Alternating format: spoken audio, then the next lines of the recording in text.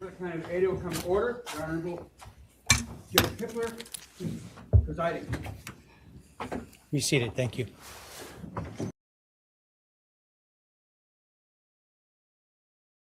We need about 5 minutes.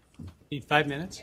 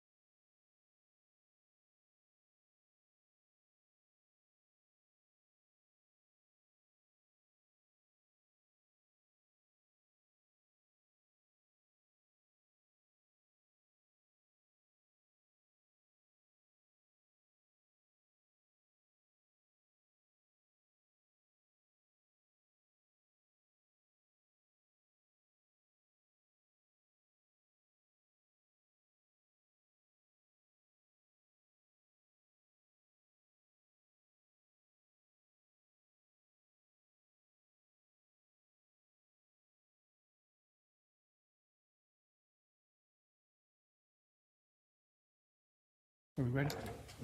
All right, thank you. All right, this is CR 0124316665, State of Idaho versus Bryan Kohberger. Defendant is present in custody with counsel, Ms. Taylor, Ms. Massoth, Ms. Barlow. The state is represented by Mr. Thompson, Ms. Jennings, Mr. Hurwitz, Mr. Nye, and Ms. Allen. This is the time set for sentencing in this case. The defendant previously entered a plea of guilty to 4 counts of first-degree murder and 1 count of felony burglary. In exchange, the parties stipulated to recommend a sentence consisting of, on burglary, 10 years fixed, on each of the 4 counts of first-degree murder, life fixed. The parties waived pre-sentence investigation. To my understanding, neither party submitted a sentencing memorandum or other materials for the court. The court is familiar with the file and the evidence submitted previously by the parties as it has reviewed them throughout the case and in anticipation of trial. Is there any legal cause why sentence should not be imposed at this time? No, Your Honor.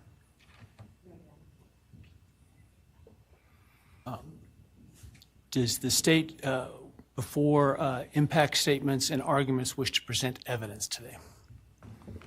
Your Honor, the state does not intend to present evidence in a documentary sense. We have provided the court through the clerk with photographs that we would like to use during the course of our sentencing argument. Sure. All right. Thank you. But no testimony other than impact statements? That's correct, Your Honor. All right. So with that, let's start with then impact statements. Ms. Jennings will be introducing And my understanding, just so I'm clear, I indicated through the trial court administrator that we needed to see if any of the victims wish to have the camera not running in audio only. And my understanding is all of them indicated they are fine with the video. Is that correct? Yes, Your Honor, that's correct. All right, very well. Go ahead, Ms. Jennings. Your Honor, the first, and we're taking these in the order, victim impact statements in the order that the charges were listed in the indictment. The first charge being burglary, so we will have Bethany Funke's statement, and she has asked that her friend Emily Allant read that statement. All right, any objection to that? No objection. All right, very well.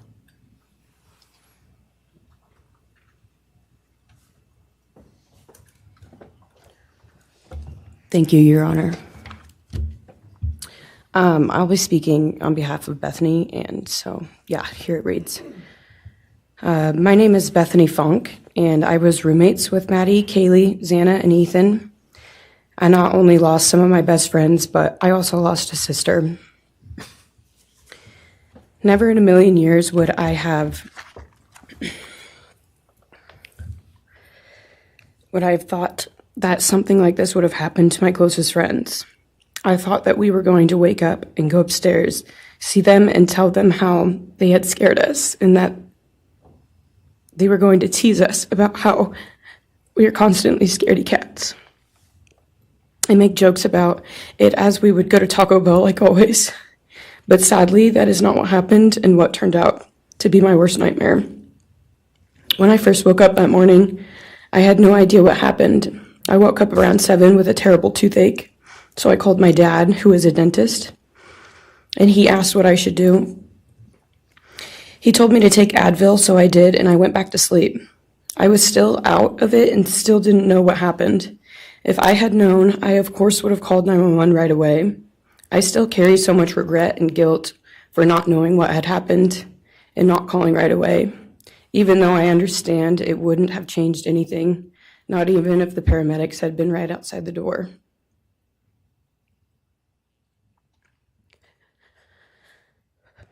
I was so frantic that morning and scared to death, not knowing what had happened. And when I made the 911 call, I couldn't even get out the words. And from then on, I don't remember a thing. It was like my brain wiped that whole memory. That was the worst day of my life. And I know it always will be.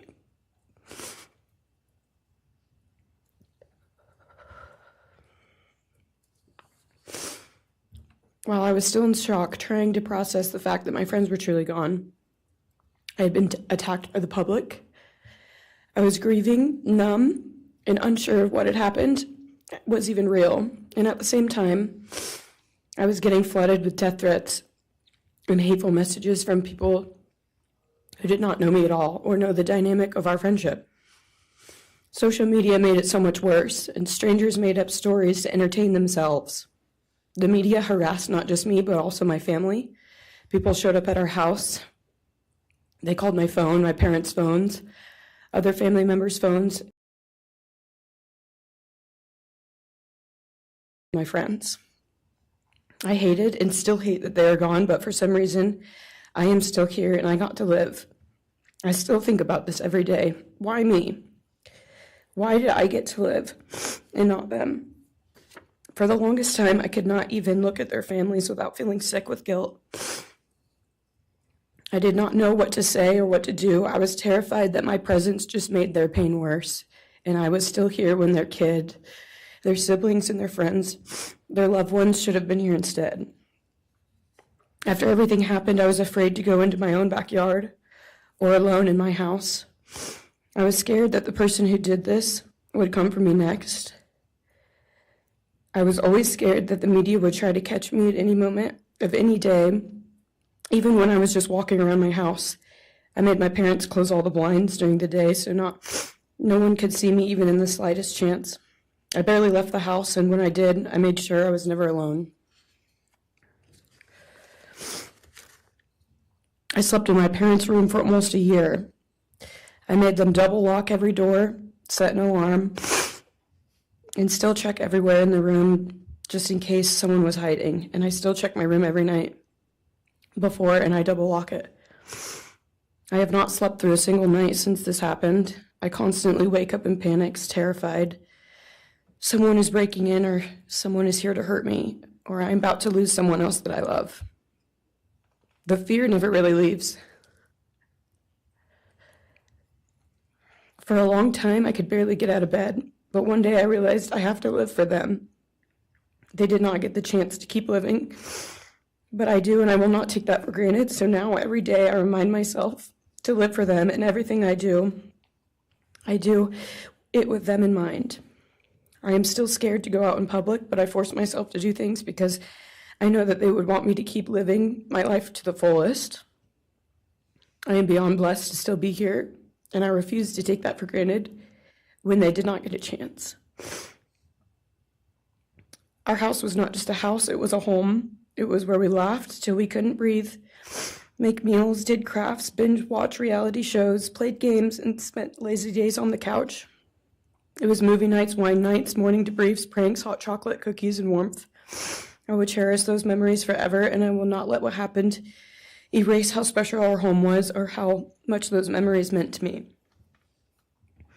Now I would like to share some bits and pieces of who they were as people and some of the memories that we shared. One of my favorite memories was Halloween, and we all went to Sigma Chi. But instead of partying, we just sat in an apartment, talking and laughing all night long. I do not think I've ever laughed that hard in my life. We did not care about the party, we were just happy to be with each other. Xana was 1 in a million. She was the life of the party.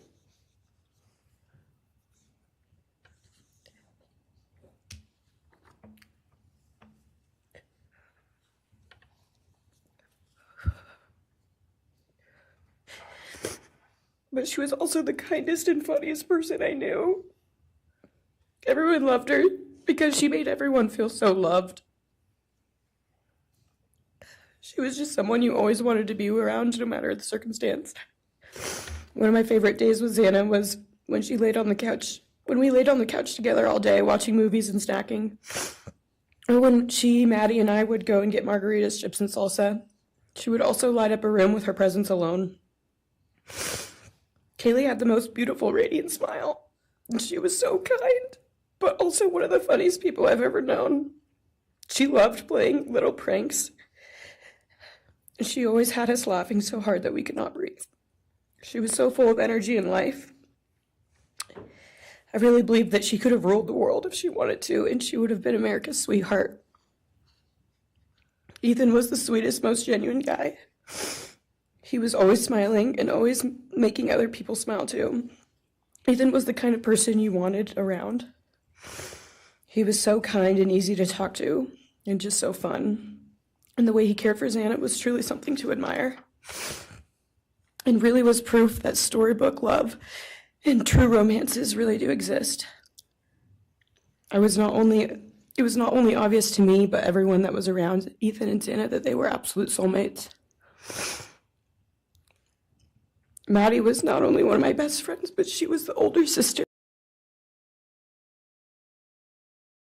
No one I looked up to or admired more than Maddie. She was truly a ray of sunshine, and everyone was drawn to her. She was so kind, loving, funny, fun, and passionate. She had the sweetest soul and wanted nothing but the best for everyone, and to love and show love to everyone.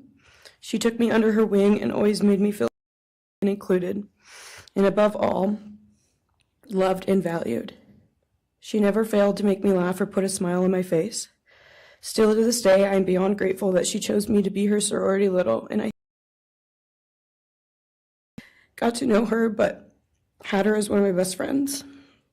Honestly, I cannot pinpoint one favorite memory with Maddie because I have so many, and this would be a very long read if I did. But if some little memories with her that I cherish is when the two of us made a nice dinner and split some wine, or when we would binge watch Jersey Shore or Summer House. When we came up with a whole dance routine on Halloween and danced and sang all night, like no one was watching. All the late night walks home from going out, and just little shopping trips and so much more.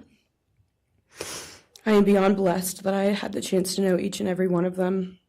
They changed my life in ways I would have never put into words. I hope that they are remembered for who they are, not what happened to them, because who they are were so beautiful, and they deserve to be remembered in the highest way. My heart breaks every time I go to text one of them or how badly I wish I could see and hang out with them. And then I remember I cannot. I will never be able to again. But I still talk to them in my prayers every single night, and I always will. I wish more than anything I could hug them one last time. And I wish I could tell them how much I love them. And even though I cannot, I still tell them every night. I will keep living for them as long as I am lucky enough to still be here. And they were all truly one of a kind. And they will be in our hearts forever and always. Thank you. And please convey to Bethany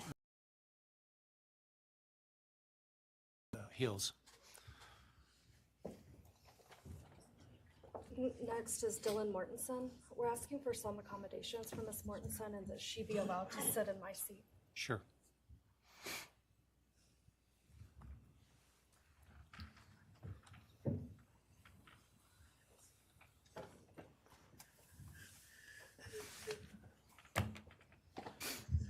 Dylan, just take your time, all right?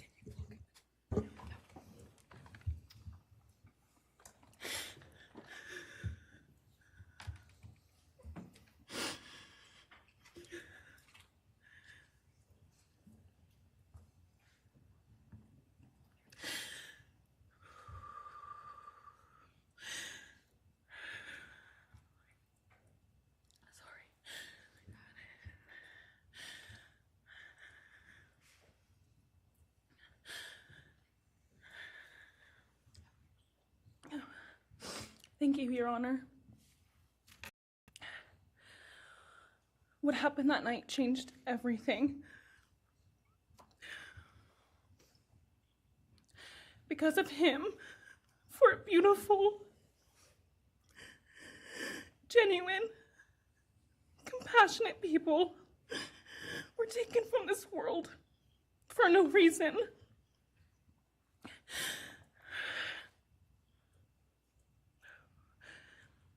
He didn't just take their lives. He took the light that carried it into every room. He took away how they made everyone feel safe, loved, and full of joy. He took away the ability for me to tell them that I love them and that I'm so proud of them. He took away who they were becoming and the futures they were going to have. He took away birthdays, graduations, celebrations, and all the memories that we were supposed to make. All of it is gone.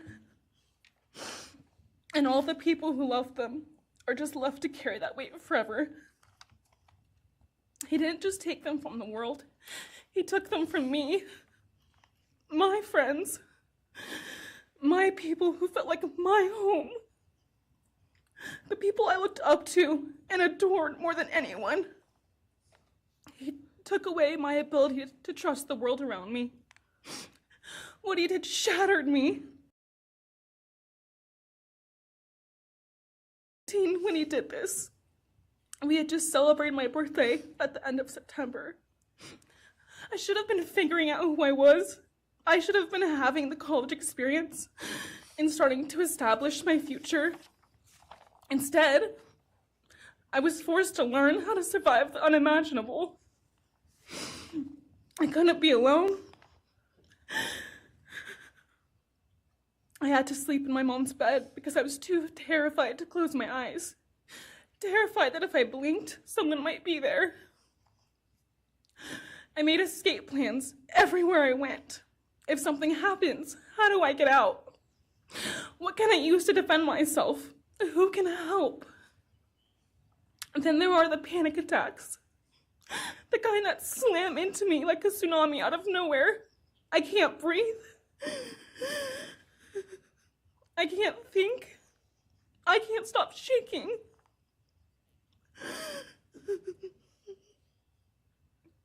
All I can do is scream because the emotional pain and the grief is too much to handle. My chest feels like it's caving in.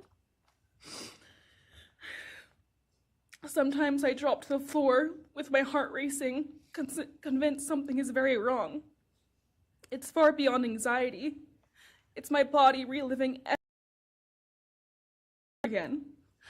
My nervous system never got the message that it is over, and it won't let me forget what he did to them. People call me strong. They say I'm a survivor, but they don't see what my new reality looks like. They don't see the hypervigilance, the exhaustion, the way I scan every room I enter, the way I flinch at sudden sounds. They don't know how heavy it is to carry so much pain and still be expected to keep going, and that's because of him. He stole parts of me I may never get back. He took the version of me who didn't constantly ask, what if it happens again? What if next time I don't survive?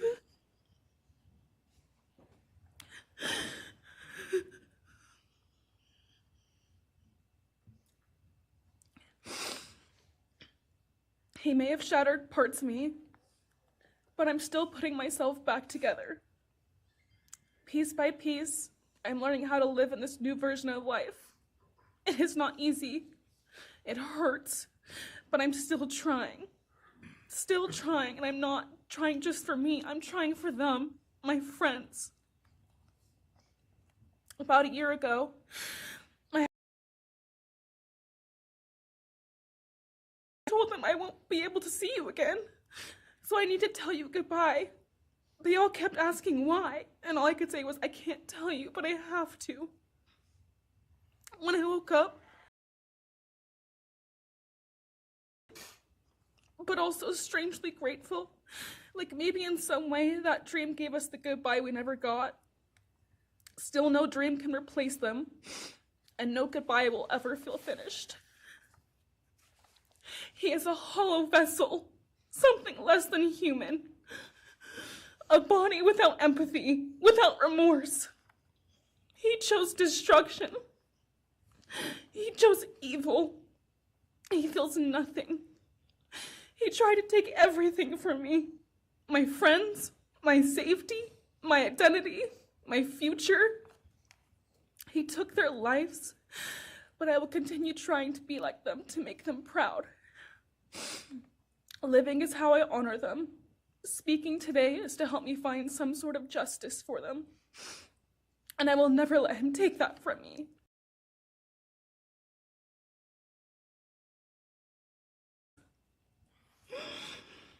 He will never take the memories I had with them.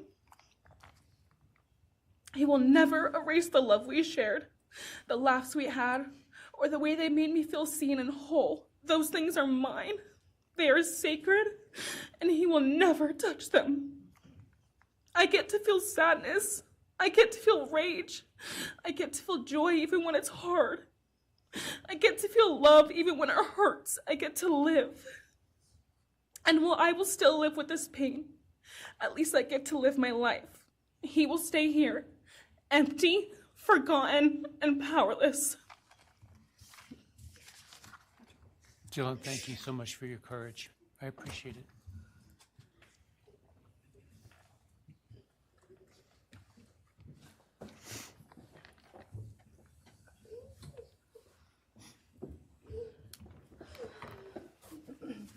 Next, we have members from the Madison Mogen family. First would be Scott Laramie, Madison Mogen's stepfather.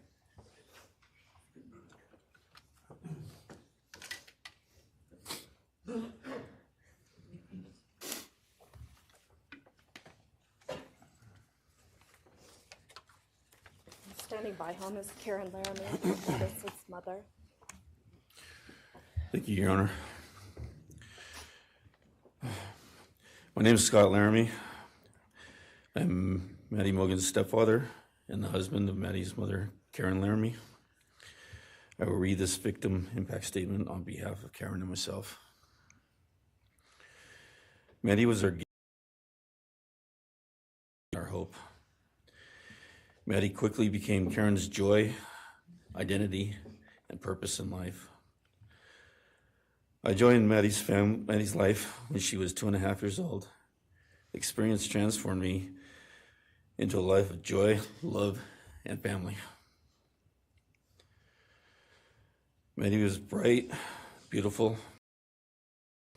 empathic. She listened carefully to others and was observant, seeing and caring about the hearts and the minds of all she encountered. She loved music and music festivals. She had a wonderful sense of humor. She excelled in school. She was an easy child to raise, almost never requiring discipline, and almost always giving us parental joy. One time Karen remembers disciplining Maddie as a little girl. Maddie responded, "You broke my heart," which of course melted ours. She had a keen wit, even at that young age.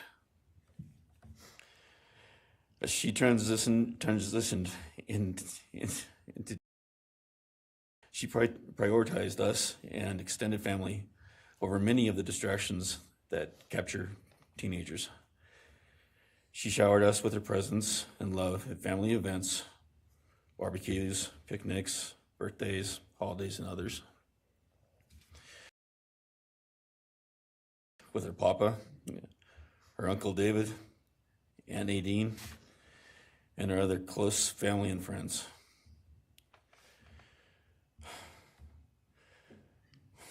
This world was a better place with her in it. As she reached adulthood, Maddie applied her studies to entering into an internship at Payne West and started planning her professional future.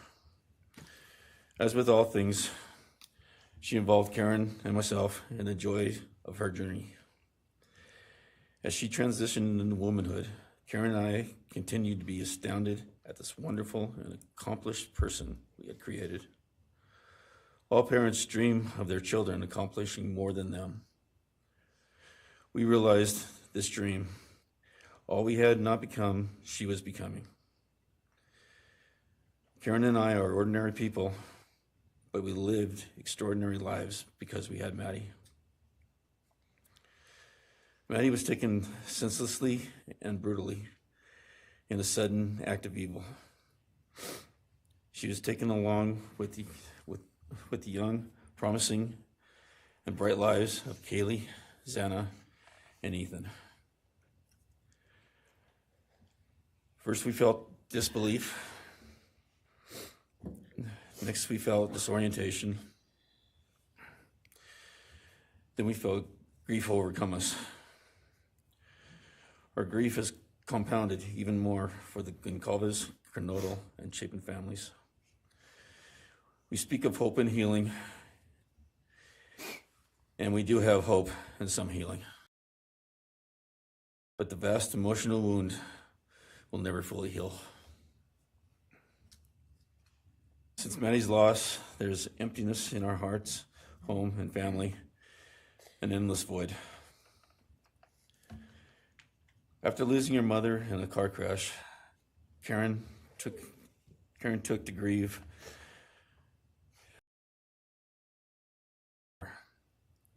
The feeling that her life with Maddie and Abe was perfect helped her to start to heal.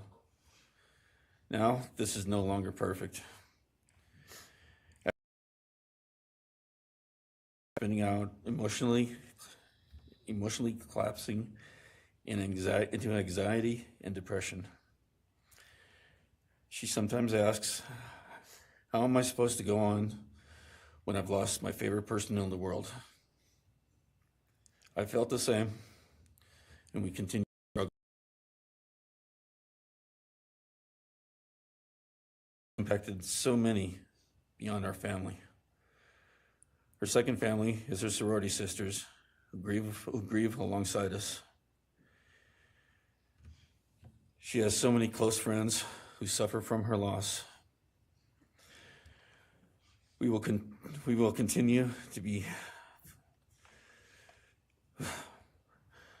Her loss will continue to be felt by the Vandal community, including Vandal Solutions on campus, where she.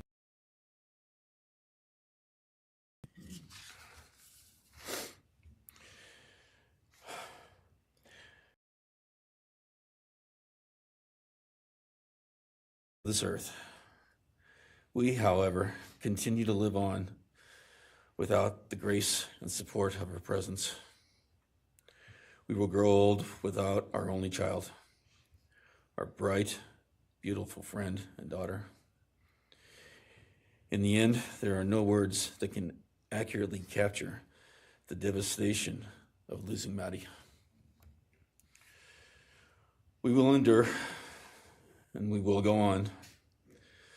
For Maddie, we will not let our grief consume us. For Maddie, we will continue to love and care for our family and friends, including the families of Kaylee, Xana, and Ethan.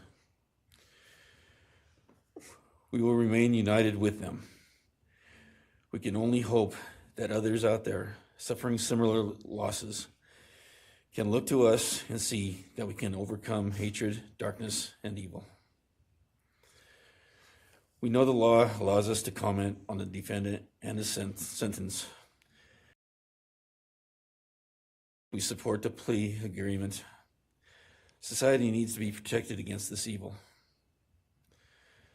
As for the defendant, we will not waste words, nor will we fall into hatred and bitterness. Evil has many faces, and we now know this, but evil does not deserve our time and attention.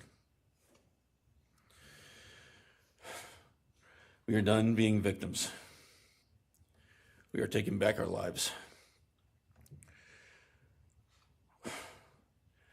We will turn our time, talents, and attention to hope, healing, and helping others, and to the future.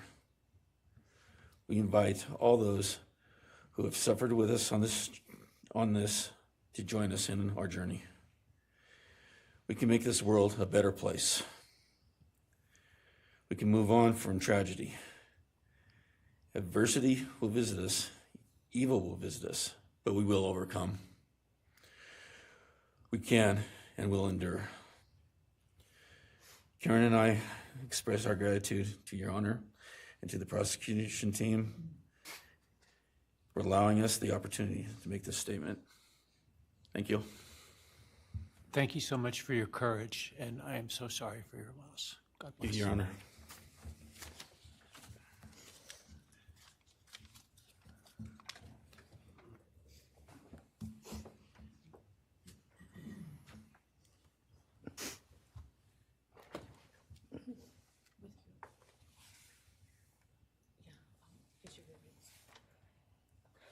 Your Honor, this is Leander James. He's the attorney for the Mogen family and victim advocate. He'll be reading a statement for Cara Laramie. May it please the court, counsel. My name is Leander James. I am the pro bono counsel for Karen and Scott Laramie. Karen has asked me to read this statement into the record. I thank my husband, Scott, for his statement, his courage, and his unending love and support during this dark time. While words are inadequate to capture the impact of this horrific crime on our family, he expressed it as best anyone could. For Maddie's sake, I will add my supplement statement that incorporates additional impact in the context of my extended family. I am grateful to Maddie's great uncle, Bryan Kohberger, for assisting me with the difficult task of putting our pain into words. For me and my extended family, Maddie was our hope and our light. Her beauty, both outside and in, shone its light upon everyone with whom she came in contact. Her beauty, she carried that hope and light into the future for our entire family. We have memories of our Maddie and grief and pain at her being taken from our presence. Any one of us would have given our own light to have been outshone by hers. We now look to our Creator to know that her light continues where we look to see her in His presence. Those who commit evil for their own twisted gains and purposes truly defile the efforts and sacrifices of mothers, fathers, families, teachers, clergy, public servants, service members, and all those who commit themselves to the greater good, freedoms, and the future light of our nation. Condemnation falls heavily upon those who squandered the lives of our future hopes and dreams. Some may offer forgiveness for what the defendant has done. However, we cannot at this time, or perhaps ever, nor will we ask for mercy for what he has done. His acts are too heinous, the agony and grief he has caused too great. But we will waste no further words or thoughts on him. For Maddie's sake, we will move on. We will do our best to carry Maddie's light into this world and make it a better place. I thank the court and the prosecution for allowing me the opportunity to make my statement, and I thank all those who have and will support my family and the families of Kaylee, Xana, and Ethan. Thank you. Thank you. Thank you, Mrs. Laramie. Appreciate it.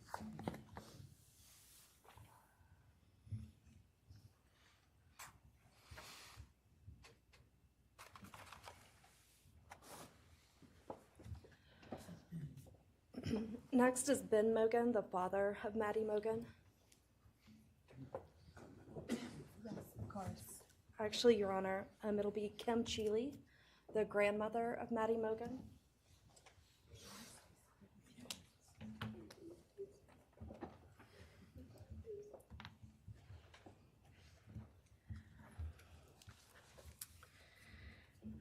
My name is Kim Cheeley. I was Maddie Mogen's paternal grandmother, as Ben Mogen, her father, is my son. I'm here today with my sister Lori Cheeley, Maddie's great aunt, and my son Ben Mogen, and my daughter-in-law Corey Hatrock. I'd like to begin by thanking a number of people involved in bringing this case to closure.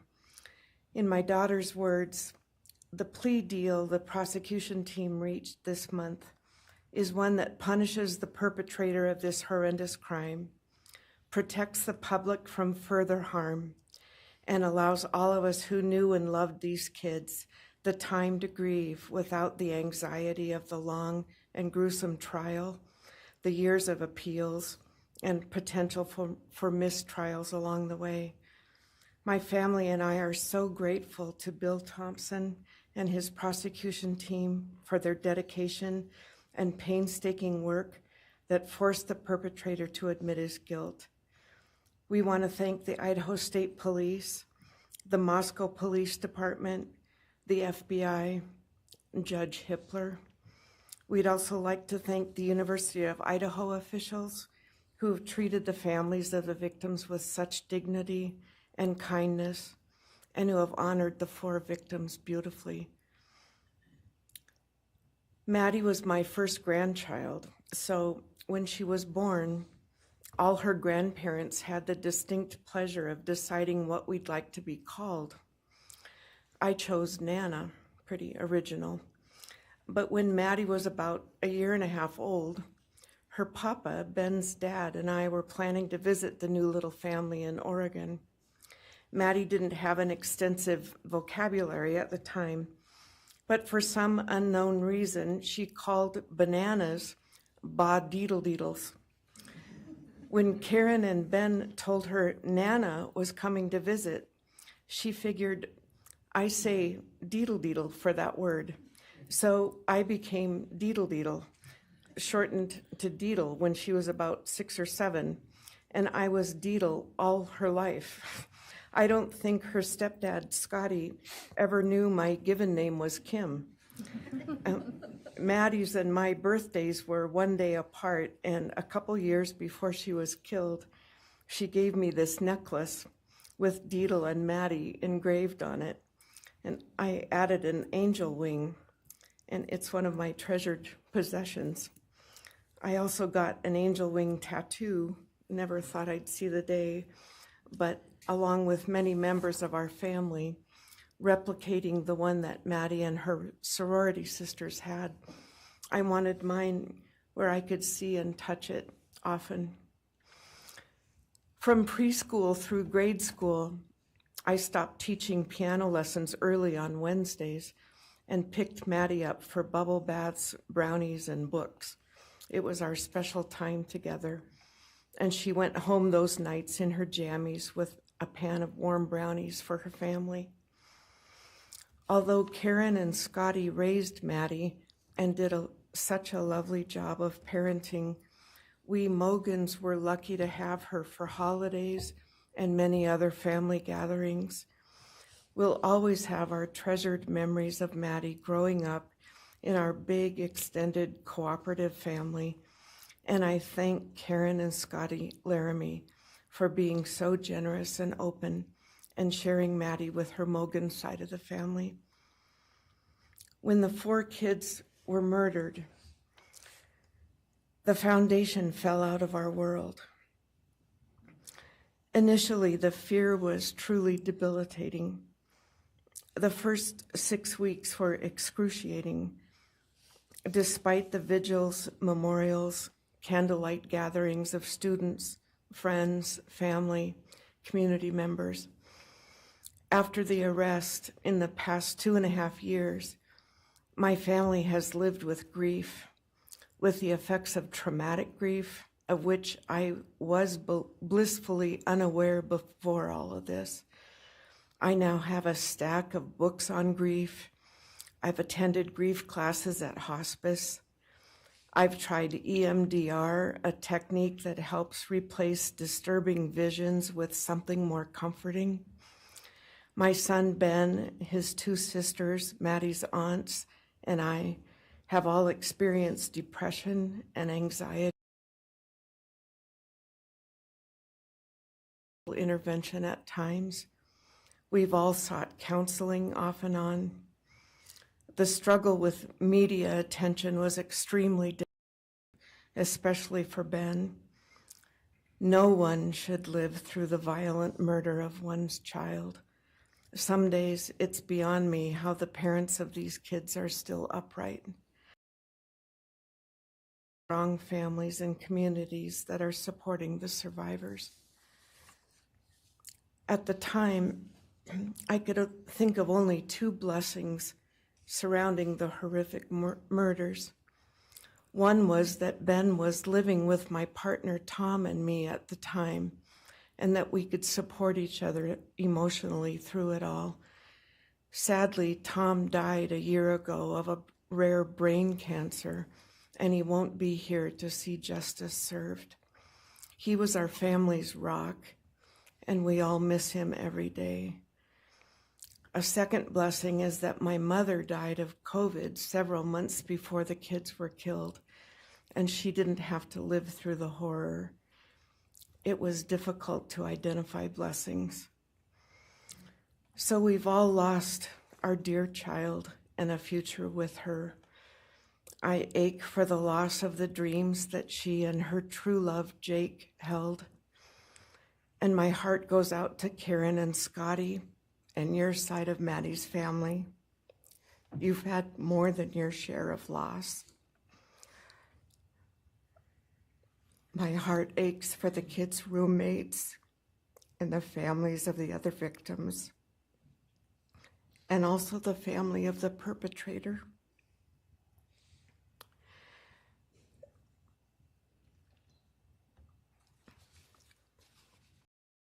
Going forward, we Mogens are choosing to put our energy and focus into honoring Maddie's too short life and sweet spirit by celebrating Maddie May Day, which my 2 daughters established. On May 25th each year, Maddie's birthday, we encourage folks to do random acts of kindness in Maddie's name. In my daughter Katie's words, may we all protect our peace in whatever way possible, unite in community, and focus on joy.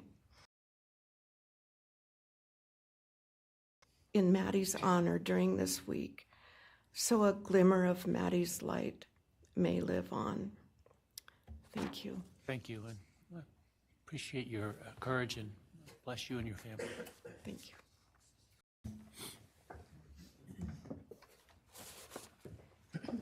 Now is Ben Mogen, Maddie Mogen's father.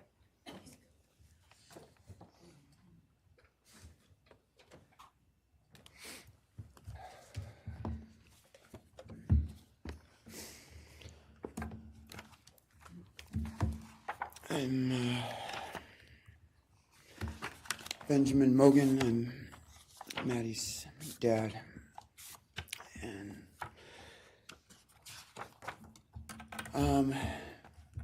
first I just want to say thanks to all the people that helped bring this all to a close. I know it's not the resolution that everyone, wanted, but I think that that everyone worked so hard, and we really appreciate all their efforts. It was such a hard thing to go through for everybody.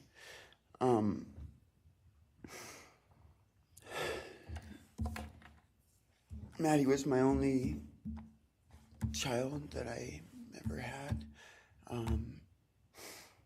She's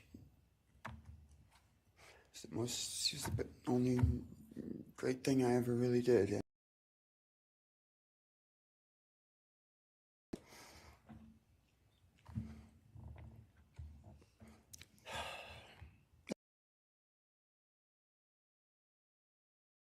To be together and know each other, and I took for granted. She was in college, and I thought, oh, well, we'll have the rest of our lives to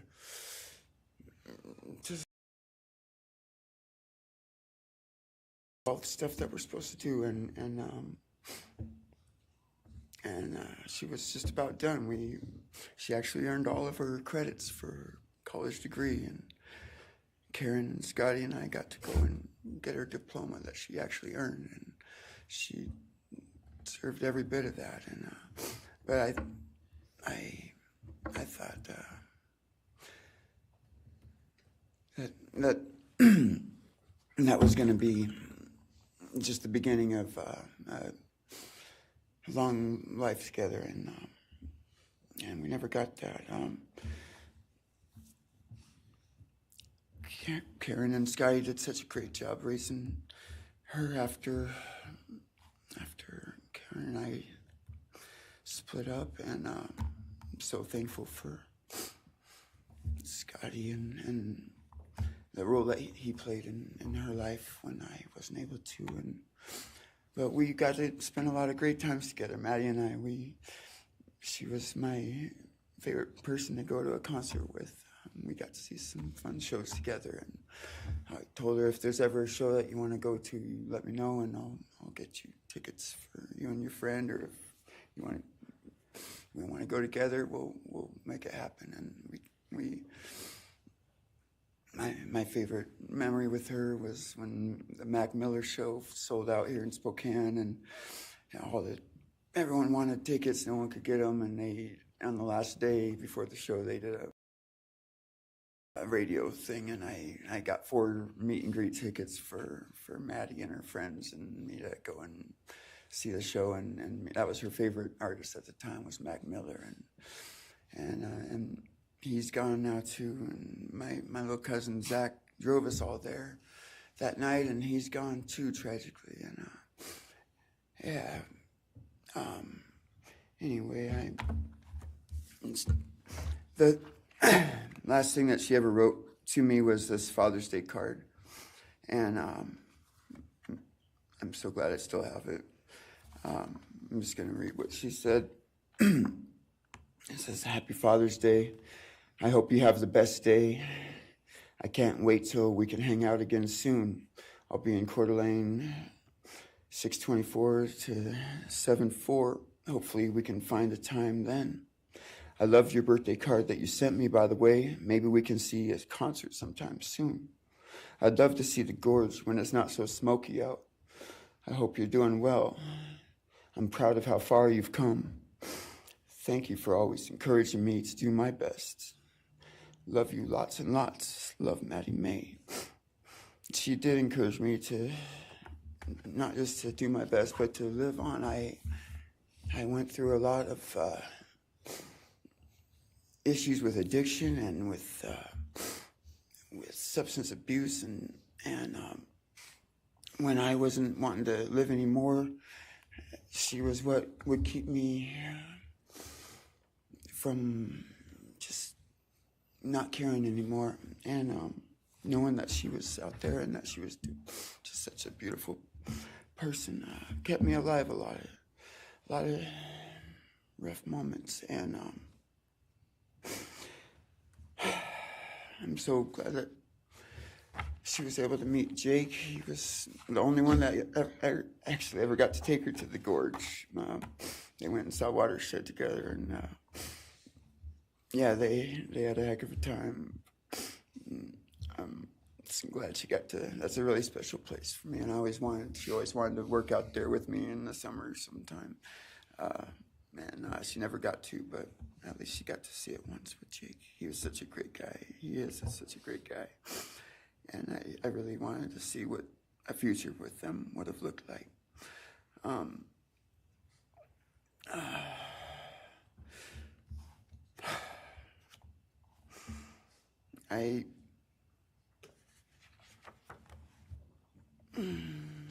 never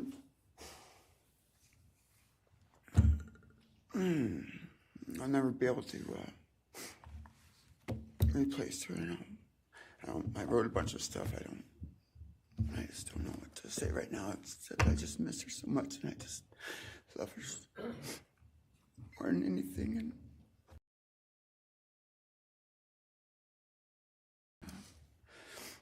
And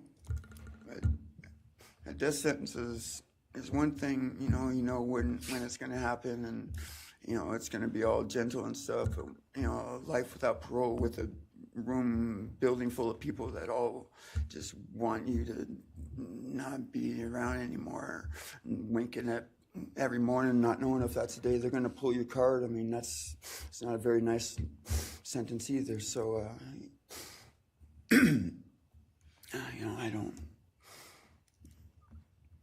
I just love you, Maddie, and I wish you were still here. Thank you so much.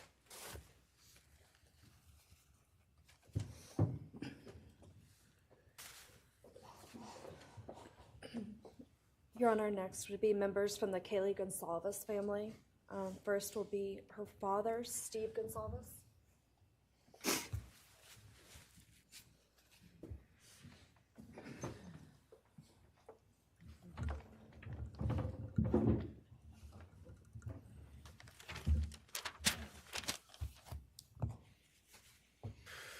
Today, we are here to finish what you started.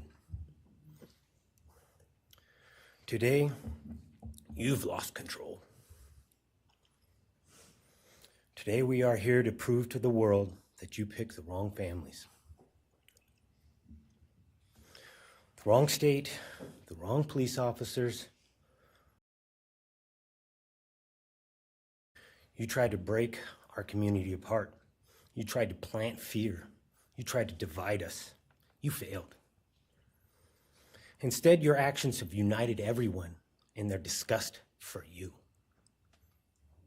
I just learned from these lead investigators, to their shock, they worked in Pennsylvania police officers and the federal FBI. You united everyone. Everyone was united after you. None of us are divided. We are united in our disgust and our love for these children. Today you have no name. Because when this all started, we all came together and we said, let's stop even talking about his name and just use initials.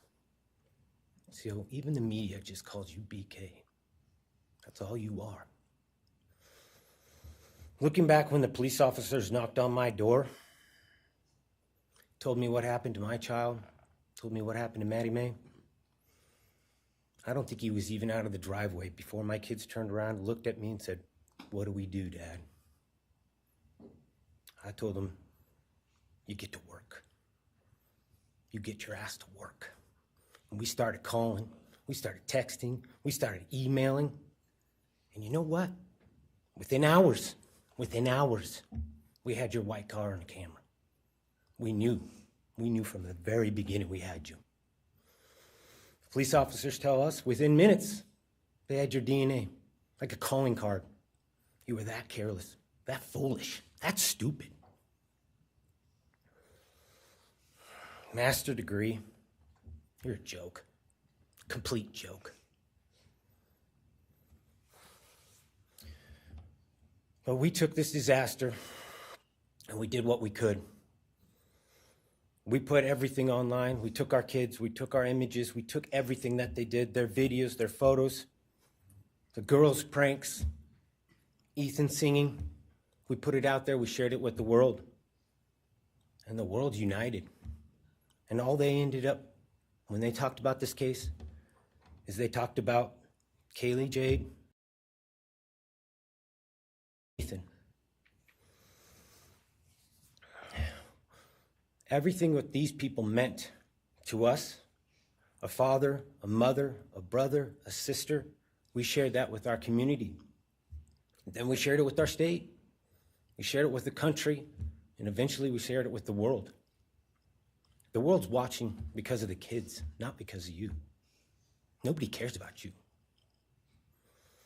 You're not worth the time, the effort to be remembered. In time, you will be nothing but two initials forgotten to the wind. No visitors, nothing more than initials on an otherwise unmarked tombstone.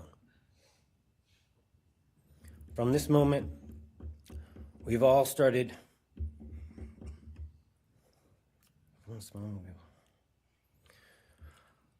From this moment, we will forget you. We want to all leave in closing. You on your trip to Penn.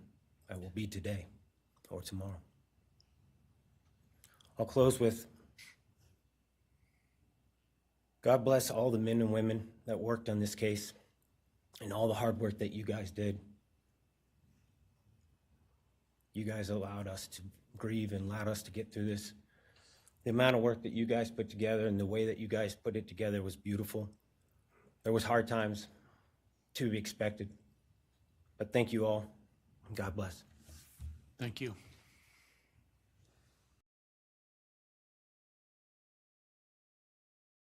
Stephen Goncalves, Kaylee's brother.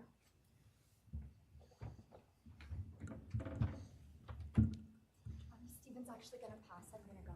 Okay. Olivia Goncalves, Kaylee's sister. Hello. I'd like to start by thanking the court for allowing me the time and opportunity to speak today. My name is Olivia, and I am the big sister of Kaylee Goncalves, and I was blessed to love Madison Mogen as a sister too. I'm not here today to speak in grief. I'm here to speak in truth. Because the truth is, my sister Kaylee and her best friend Maddie were not yours to take.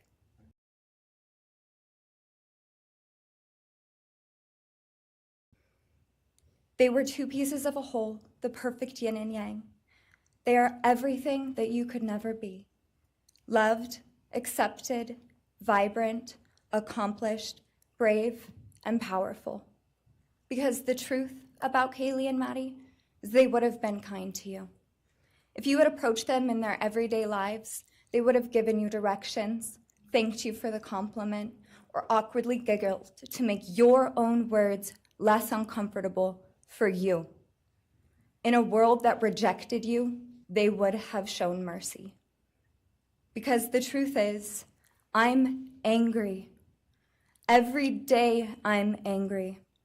I'm left shouting at the inside of my own head everything I wish I could say to you. The truth about me is when I heard the news, I didn't cry. I listened for them. I promised them I would, that I would fight for them, that I would show up no matter what it cost me. I swore I'd never let them feel alone. Because you see, I've always been their heavyweight.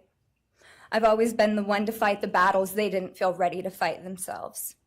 All it ever took was a call, and they knew I would handle it for them, no matter the time, no matter the cost. They could wave their white flag because they knew I would never back down, not for them, and not even death could change that. Somewhere along the line, I started to think about what I would say to them if I was given just one last chance. If I could gather enough heartbreak or love or sacrifice or whatever it took to get just one message across, what would I say? Throughout this entire process, my wishes, my love, my denial, my anger, and as one final act of love, I'd planned and not even making sense. Because for me, that was true love. As bare and as naked as it could be. Words are dressed for the occasion, but written through bleary eyes at 2 a.m. with clenched fists, angry at this reality. The act of love was to continue on without them, for them. That dream to read aloud my love to them, to bring meaning through pain, was the latest blow in realizing you don't deserve it.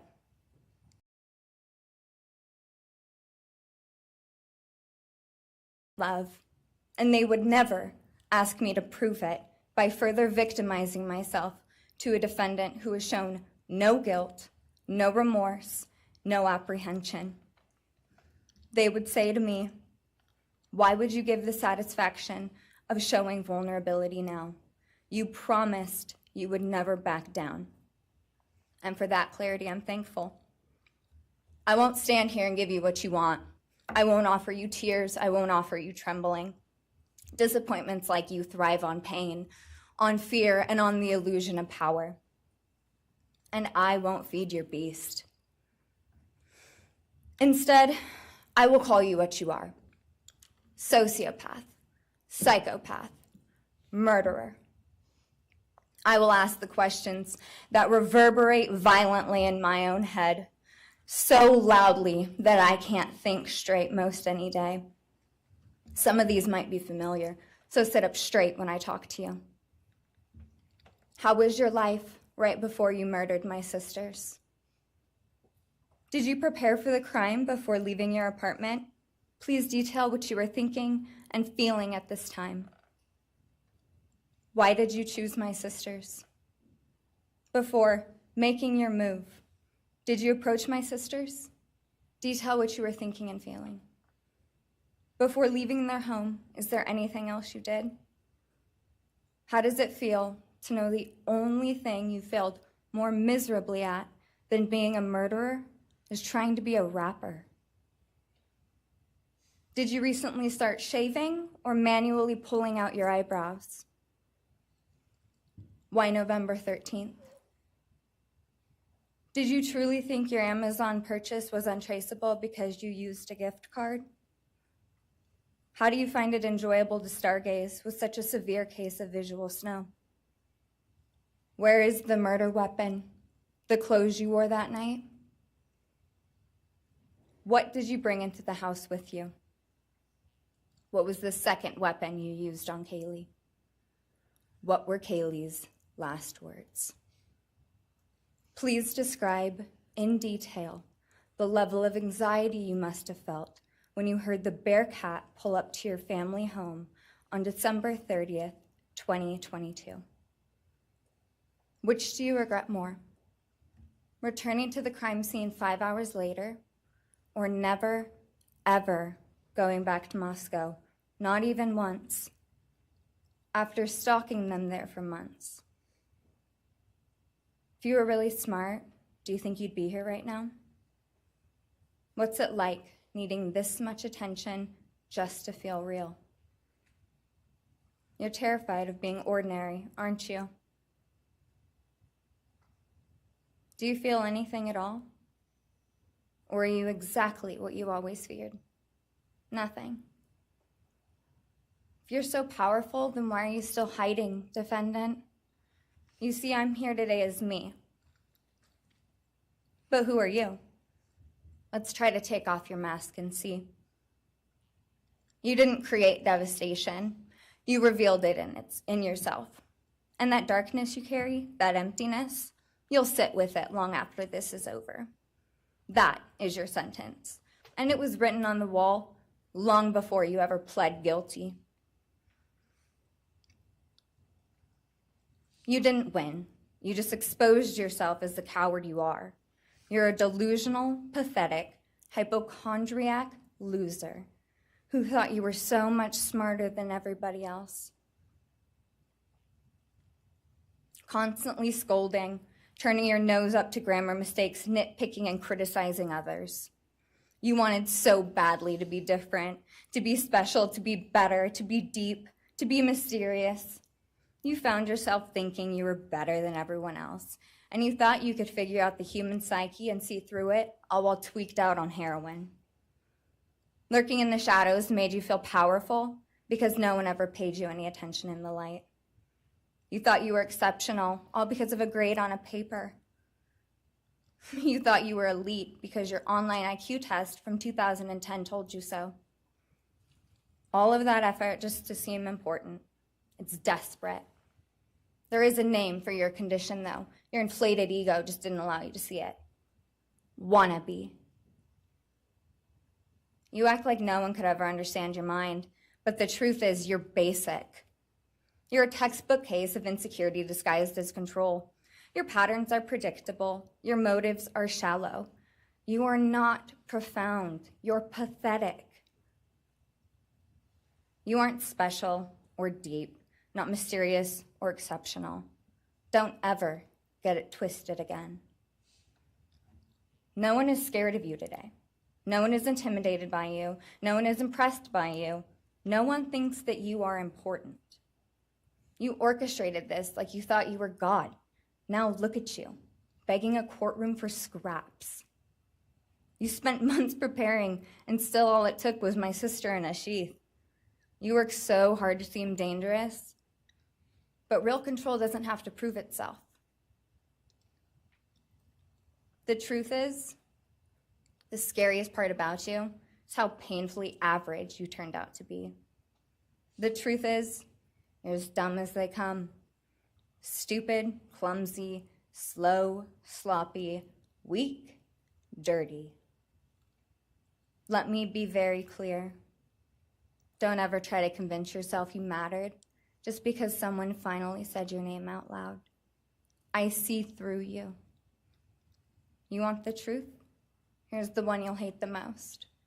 If you hadn't attacked them in their sleep, in the middle of the night, like a pedophile, Kaylee would have kicked your fucking ass. Thank you. Thank you.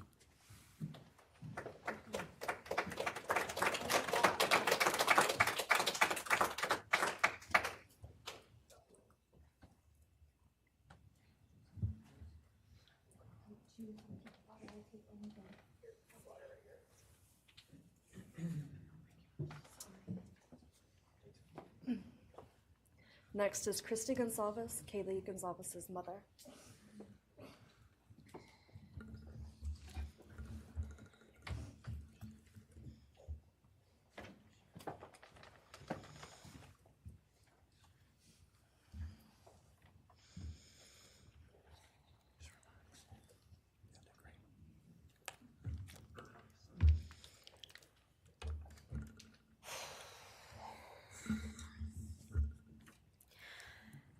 Thank you, Your Honor. I never imagined having to speak to someone so devoid of humanity. For a long time, I didn't think I'd find the words low enough to meet you where you are. But now I realize this isn't about you. It's about what you've done to me, and I need you to hear it. When you murdered my daughter, Kaylee Jade Goncalves, you didn't just take her life, you shattered others. You attacked what you could never be, and in doing so, you left a trail of devastation far beyond that house. You stole my peace. You've altered my every waking moment, every sleepless night, the way I view the world, people, safety, trust. It's all been changed by your cruelty. I no longer recognize parts of myself. Joy is harder to find. Laughter feels foreign. The world moves forward, but I'm suspended in a place of sorrow and rage. You've taken from me something that can never be restored. The grief sits with me every day, some days quietly, and other days so loud it drowns out everything else. The emotional toll you've inflicted on me is immeasurable. I live with a constant ache, with birthdays that are now memorials, with holidays that feel hollow, with empty chairs that scream louder than words ever could. I am forever changed. But for you, as a person working on a PhD in criminal justice, you really didn't think this one through. You're not that good. In fact, you're not good at anything. You couldn't secure a job. You couldn't get along with others. You couldn't even get a female to look in your direction, all because you are pathetic. Now you're a joke in this courtroom. I wish I could crown you with a jester hat to complete your orange jumpsuit clown look. A dead killer doesn't kill again. So while I'm disappointed the firing squad won't get to take their shots at you, I'm confident that the men in prison will have their way with you in more ways than one. You will finally get what you wanted, physical touch. Just probably not how you were expecting it. See, you haven't beat the system. You've simply entered a new one, where the rules are cruel and the consequences will never end.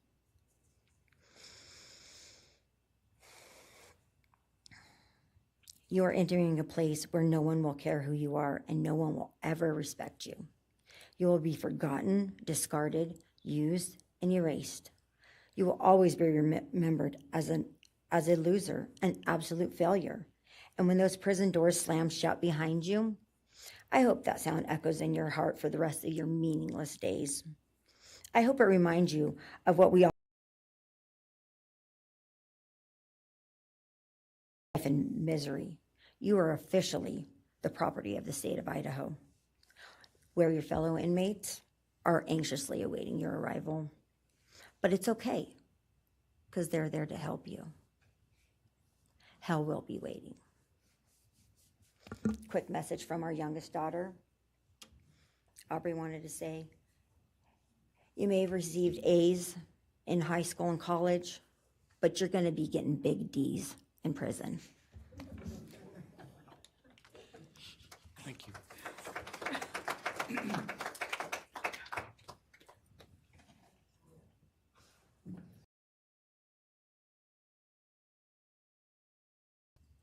Do we have more from the Goncalves family, or are you? Yes.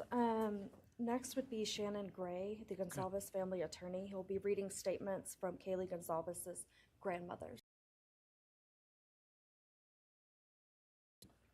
Morning, Your Honor. Shannon Gray, the attorney for the Goncalves family. I actually have 3 statements, one from her aunt and 2 from her.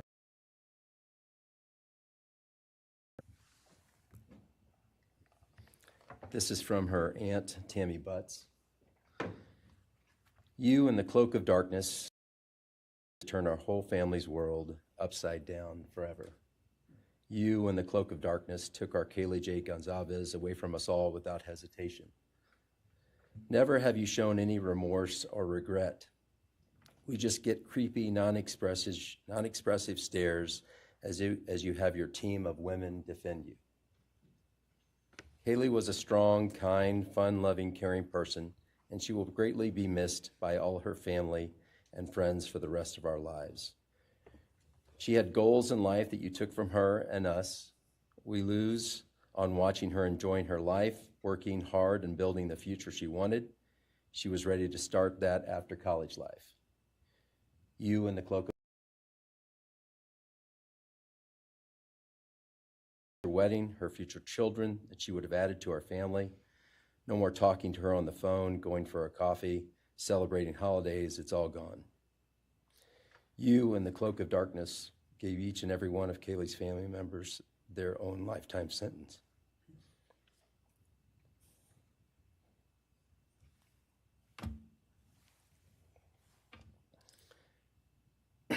You, in the cloak of darkness, also took our Maddie Mae from all of us. She was so genuine, caring, polite. She was. You came in, harmed our children. You're nothing, you're a coward. It's not right that you have received life. I pray that you meet your end in the cloak of darkness, burn in hell. I have two other statements, Your Honor.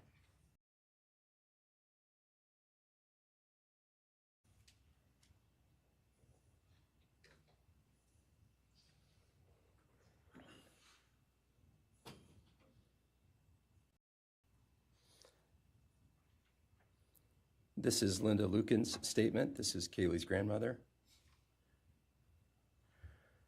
I really don't know how to address something so inhumane, but I will try. Nothing in the past 2.5 years has made any sense. All I get is you cowardly went into a home at night, filled with what I'm sure you thought was all sleeping girls, and went on a vicious killing spree for no other reason but to appease your demonic urges. You took my granddaughter Kaylee from us, plus 3 other beautiful lives. You took my granddaughter Kaylee, beautiful, sweet-souled, doll-faced Kaylee, who was getting ready to start her amazing life, who had such a bright future, who was loved by so many, who you were so envious of. She had a life you could never have. You are so beyond human. You're definitely a demon from hell.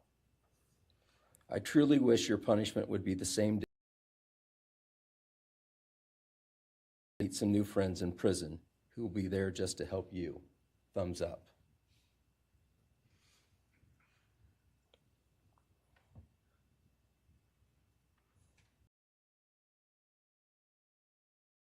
Statement, Your Honor. This is from Cheryl Goncalves, Kaylee's other grandmother. John 1:5 says, light shines in the darkness, and the darkness overcomes it not. Somewhere in your life, some jealousy, envy, ego, something went dark. It pushed out all light until you became dark.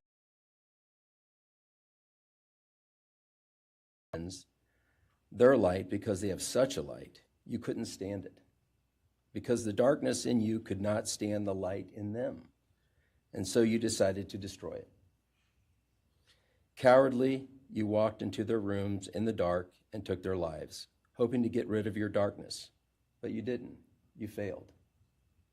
Because you know what was once a light shown only to their friends, families, and loved ones is now all over the world.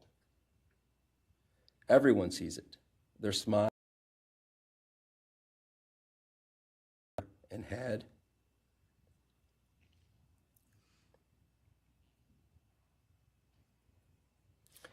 And you think you put a close to it, even that, but you didn't. Because they still exist. They are still light. They are still beautiful. You can never take that away. They will always be in the light of all eternity. And you will be in the darkness because you could not overcome it. You failed. I want you to be gone, more than gone. I want you to be cast out.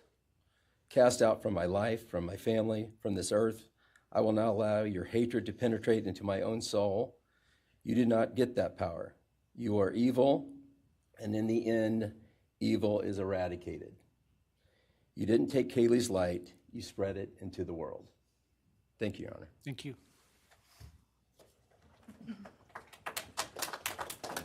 All right, are you moving to a different family now? All right, why don't we take a 10-minute recess, all right?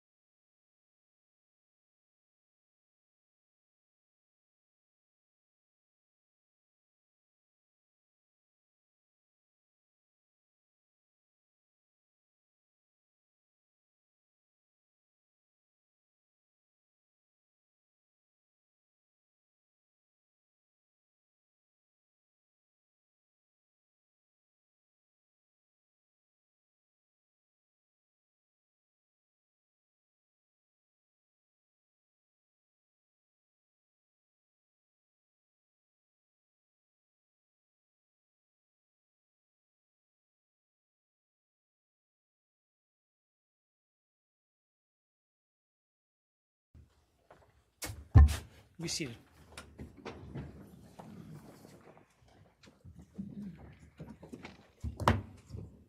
All right, Ms. Jennings. Thank you, Your Honor. The next family is the family of Xana Kernodle, and first would be Jasmine Kernodle, Xana's sister.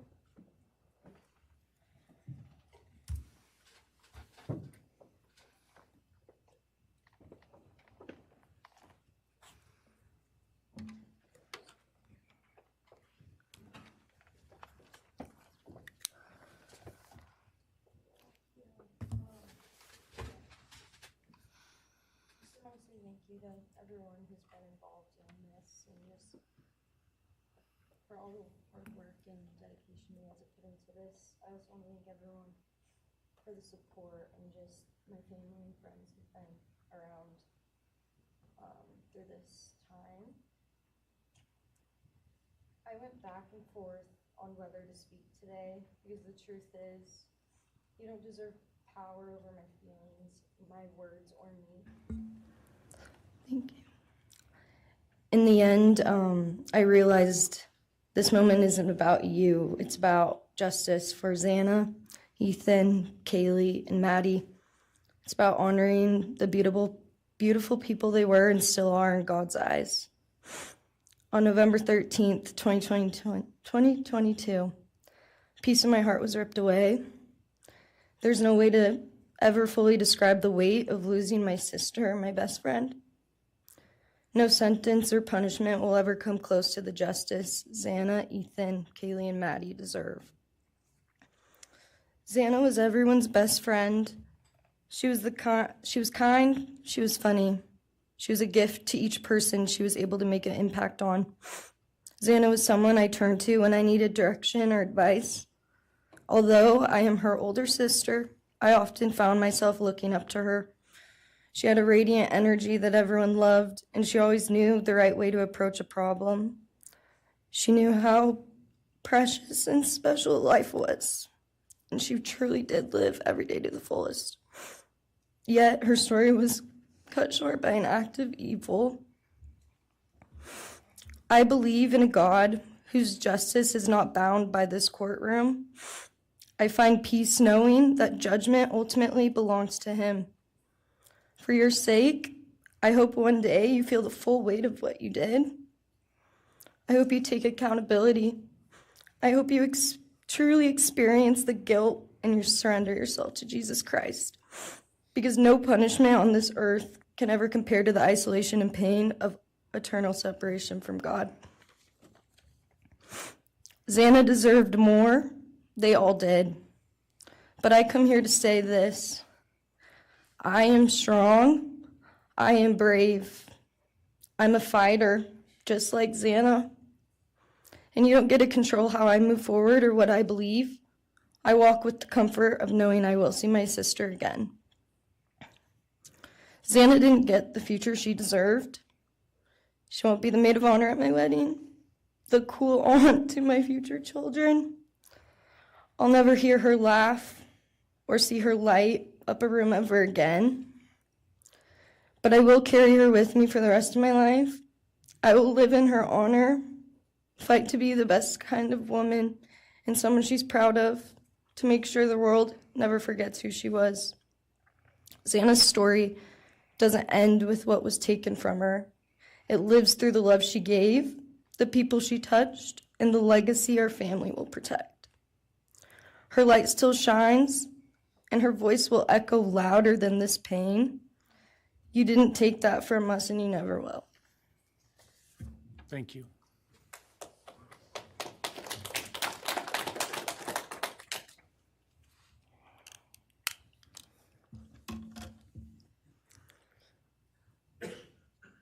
I just want to say before I start, I'm Xana's dad, Jeff Kernodle. It's been a hard road down, you know, because she's gone. And I want to thank everybody, other their families that speaking so far, spoke about things. I agree with everything they have to say. It all comes back to a lot of the same things that I've had to deal with and we as a family have had to deal with.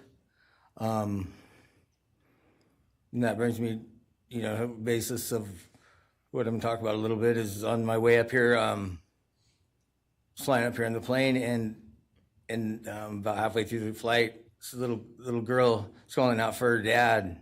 Hey, dad, and then in my mind, I was kind of half asleep. It's dark on the plane. I heard Xana calling out for me like she did, back when she was little, 5 years old. And those times were hard.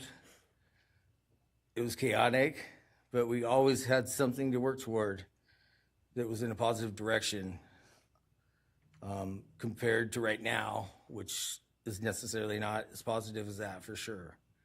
And I know I miss Xana a lot. My life's been changed, and Xana had a great impact on me. And the impact was when she was gone, I realized how important she was, and what she really did for me, influenced me, was way beyond what I ever thought. She'd call me up on the weekends, check on me, see who's with me. She's like accountability to your youngest daughter. And that really made a big difference. It made me really think about things and what it's all about, That's the things that I miss the most, is those calls on the weekends, the calls at 11 at night. What's going on? You want to meet my friend? Whoever she's with, a couple of her friends, I can meet them, talk to them. And she always did that. And it's pretty cool. Pretty cool. I really miss that. And she made a big impact on me, on other people, her family. But the impact that she made is so extensive on what happened here. And it goes so far. People from everywhere in the world, are following things, and Xana has made a difference in their lives. So, countless people told me that. They might not even know her. They never knew anything about her. It's what they see, and they just love her and say how they wish she could have been their friend. Could have been their friend, could have hung out, and it's like, this is a blessing, this is the little kid was, and definitely was a big blessing in my life, and so is Jasmine, and basically, we worked hard to do the things we did, through the times they were growing up, and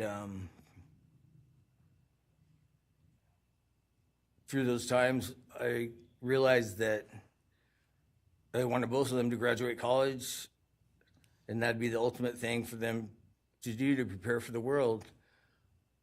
Then it came back to me, Xana didn't get to finish college. He had it all figured out. And this all just came back to me when I was there, and that little girl was on the plane doing that. It's like where I was going, what I was going here for. And then I just realized and thought to myself about the wonderful life that she had and we had together. And I still get to have with Jasmine, but that's the part that really counted. It's the part that really counted, is those memories. And those are what I have left, the memories with her and the ones I can make with her, and the life that I can go on with now, which is what she wants.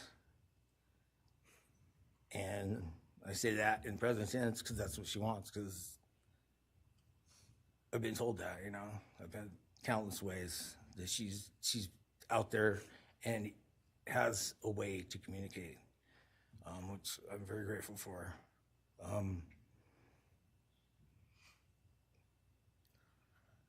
That goes to say that the impact of what happened to them, all 4 kids, goes so much further than just not me, the parents, the families, the community.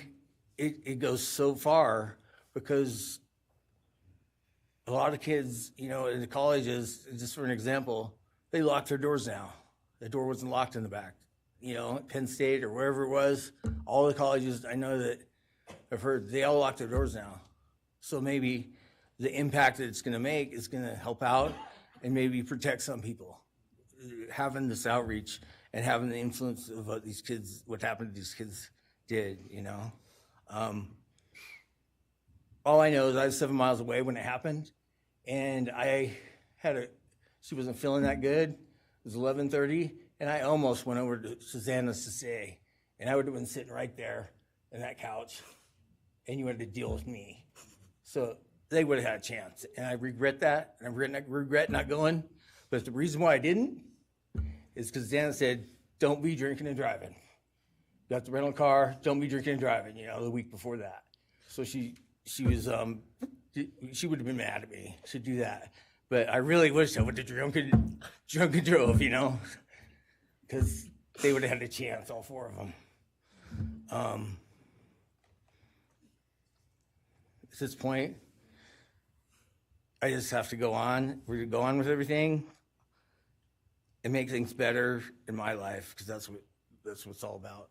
If I have closure in things, and the part that we miss is Xana, her influence, her smile, the things that she did, and we have the memories left, the great memories, and she just wants us to make more memories and not be sad or upset or shocked or taken for that, and that's what we're going to do. We just have to. That's all I got. Thank you for your words and your courage, and bless your family.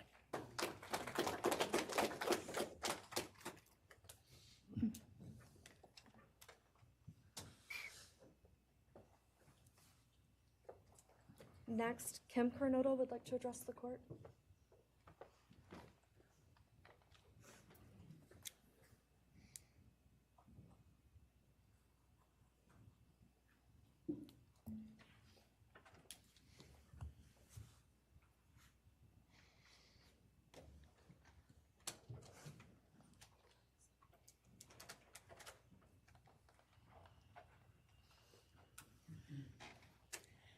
Thank you, Your Honor. My name is Xana Kernodle. I am Xana's aunt. I was very blessed to have her in my life, in our family. And I thought I had everything in my head, what I wanted to say, but it kind of went out. And I'm always looking for the positive thing, because evil, hate can destroy people. And that's what it started doing with our family. It created anger with our family members. And then I had to look, because Xana was everything that the media, her friends said. She was that fun, loving, high-spirited, beautiful person. And I no longer get to get my nails done with her, have lunch with her.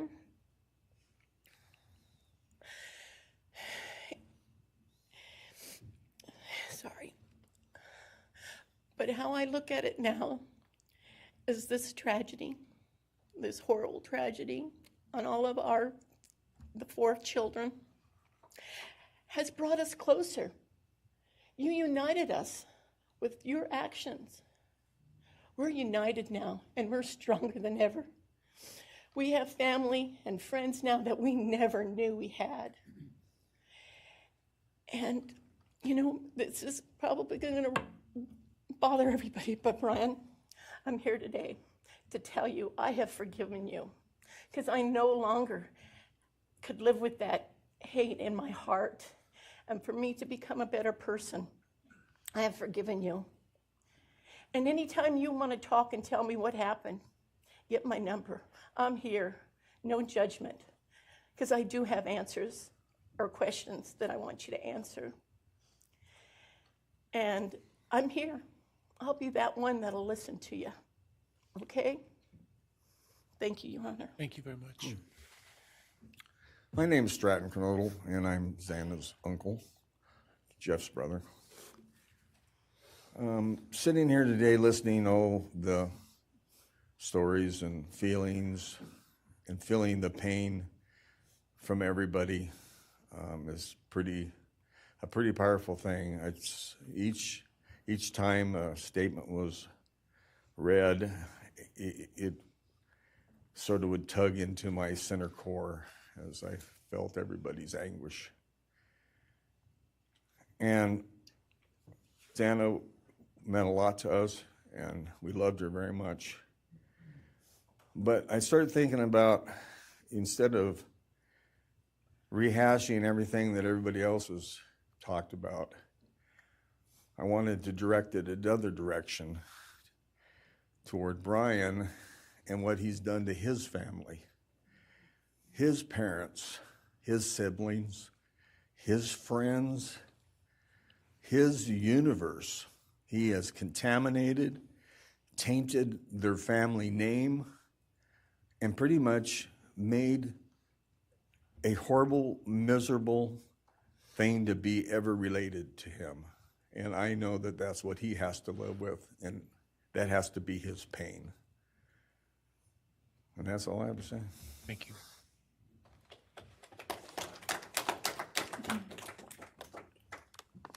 Next, Your Honor, I believe Randy Davis, stepfather to Xana Kernodle, would like to address the court.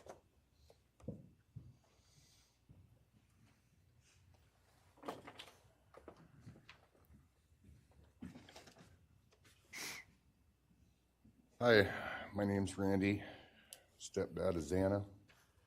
I just feel the same way we all do. All of us are united because of something that happened, and I am grateful to know and have met some new family because of this awful event. But this is probably the last time we're all going to be in the same room together, let's be real. So I can say, I love you all, and I feel your pain. And just God bless us all, you know? Just get through it. I had stuff wrote up. It was probably best I didn't read it out. Probably get kicked out of here, so.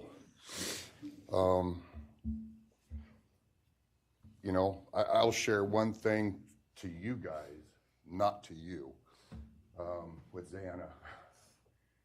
So I was working in North Dakota and came home, and Jazzy and Xana had taken our son Elijah and put him in a dress,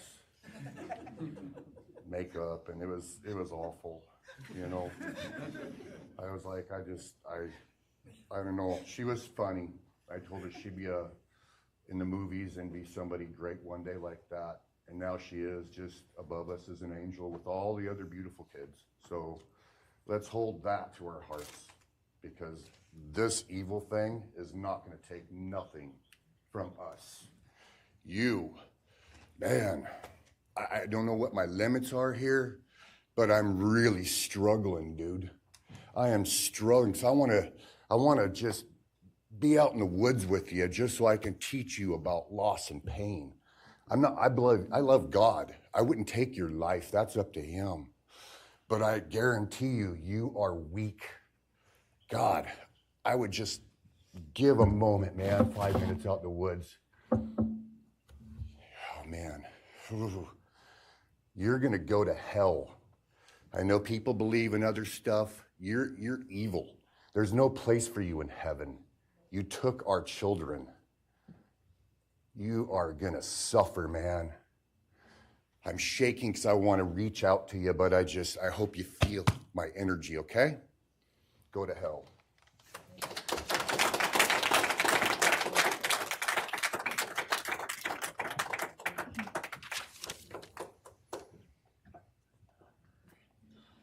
Next is Cara Northington, Xana's mother.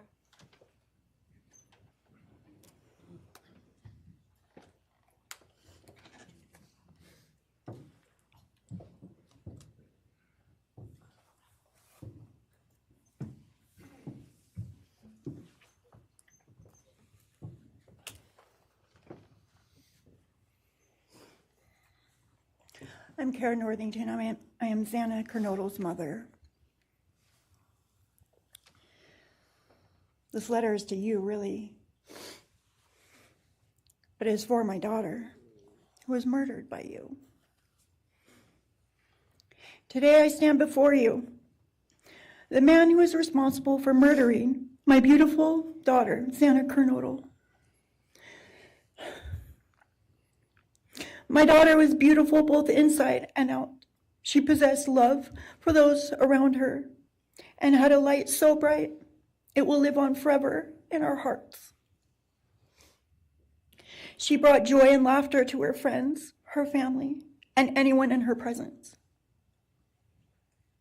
Our Lord and Savior, Jesus Christ, now has her in his loving arms in heaven, where she can never be harmed ever again for eternity. Because of her, I came to know my Lord and Savior, Jesus Christ. Because of her, many will come to Christ. It is Christ who lives in me that has given me the strength to forgive you. It was of no power of my own. In return, the Lord has filled me with joy, hope, and peace that surpasses all understanding. Jesus has allowed me to forgive you for murdering my daughter without you even being sorry or asking for this. This is only possible because he who lives in me is greater than any evil in this world. For God hath not given us the spirit of fear, but of power and of love and of a sound mind. I do not fear you or even let you rent space in my head anymore. This forgiveness has released me from any and all evil you have inflicted on me and my family. It has allowed me to let our Lord deal with you. You have accepted a deal that will prevent you from receiving the death penalty. Nothing man can do to you can ever compare to the wrath of God. Inevitably, you will stand before our Lord and will have to answer to him over the sins you have committed in murdering our children. I pray you come to the end of yourself before that day. Whether you like it or not, heaven is for real, and so is hell. The innocent life of Xana that you stole from myself and my family, and the destruction of this, and the destruction it has caused, I am washing my hands of you and turning you over to my Lord and Savior, Jesus Christ, whom vengeance belongs to. In closing, I want to read a passage from the Bible, Ephesians 6, King James Version. Finally, my brethren, be strong in the Lord and then in the power of his might. Put on the whole armor of God, that ye may be able to withstand the wiles of the devil. For we wrestle not against flesh and blood,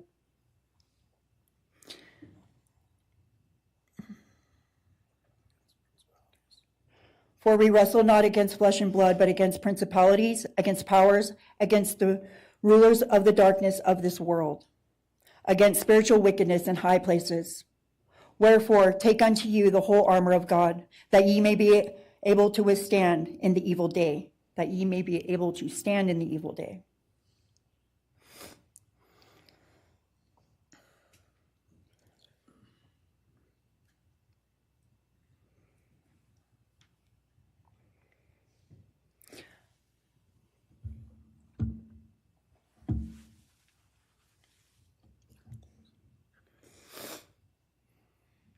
I'm not going to share memories of Xana or any more of the goodness of her with you, because I do not want that to be in your head. I don't want it to be in your head. You don't deserve that. You don't deserve our good memories that we have. I do pray for you. I pray that you come to the end of yourself. I pray that before this life is over, that you ask our Lord and Savior in your heart and to forgive you. I do pray for that. But after today, I wash my hands of you, and you are no longer a thing. Thank you. Thank you.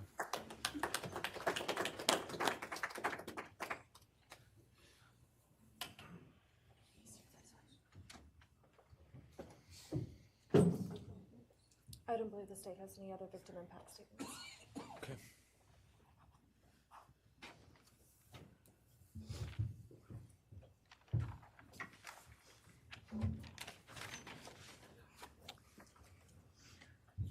All right, state can argue.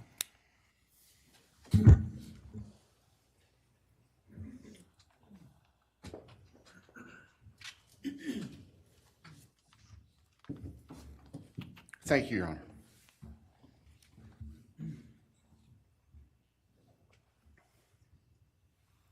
Just as a housekeeping matter to start, there will be the issue of restitution. That is, the documentation is being gathered, and we ask if the court would defer that for 30 days so we can present it in an orderly fashion and make sure it's comprehensive for everyone. Any objection to leaving restitution open in 60 days? All right. Thank you, Your Honor.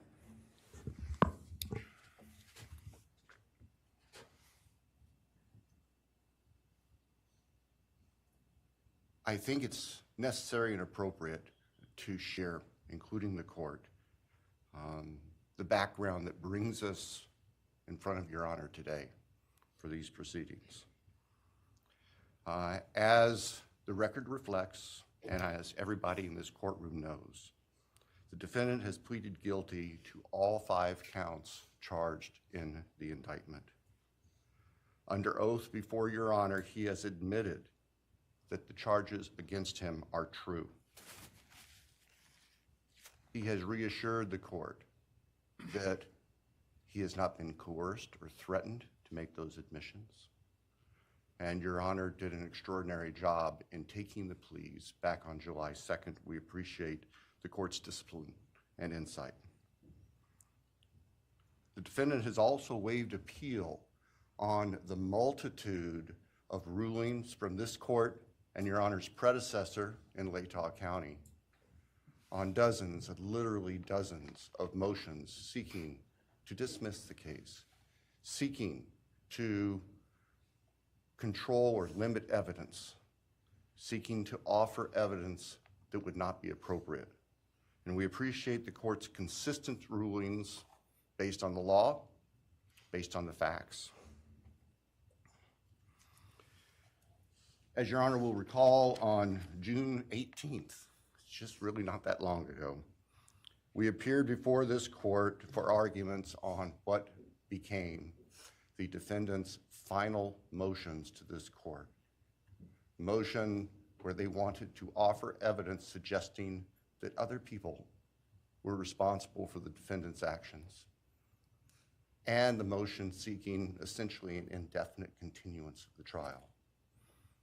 It was readily apparent to all of us in the courtroom from Your Honor's comments that those motions were not going to be granted. So we returned to Moscow and continued with what we had been working on for months in preparation for trial. We had no qualms about going to trial if trial was what was necessary and appropriate. The following week after we were in court, we were approached by the defense with an inquiry about a possible plea. And I can tell the court this is the first suggestion ever that there was any consideration, because indeed the defense had maintained from the beginning that Mr. Kohberger, the defendant, was factually innocent. It's clear that the reality of the evidence and the case that had been investigated and prepared and that we were ready to present in court became a reality. Our reaction, among other things, was to reach out to all the families. And in fact, later that week, on Thursday and Friday of that last week of June, we met with representatives by teams, virtual meetings, with representatives of all the families.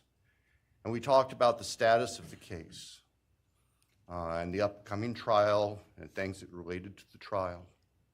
And we also let them know that there had been an inquiry about whether there might be an offer for a plea. And we asked the family members for their thoughts and feelings. And they were candid. And they have been candid since, and we respect that. And we understand, recognize, and acknowledge that there was a difference of opinion among representatives of the different families. We understand that.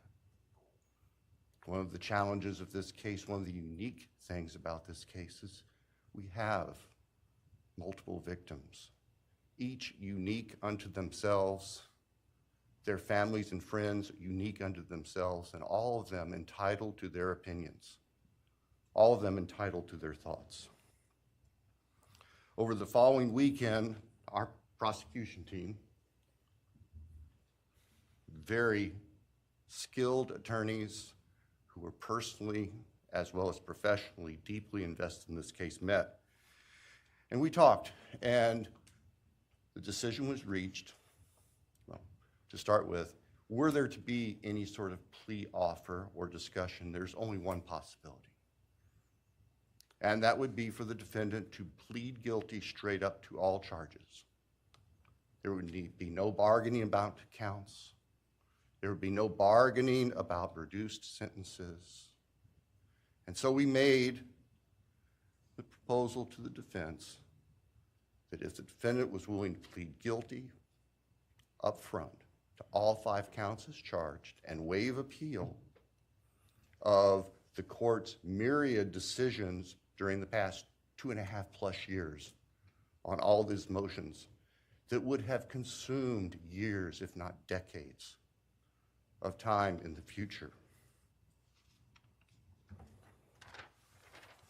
By the end of the weekend, we were notified the defendant was prepared to plead guilty as charged and factually acknowledge his responsibility in court for these horrible crimes. Obviously, those discussions and negotiations were confidential.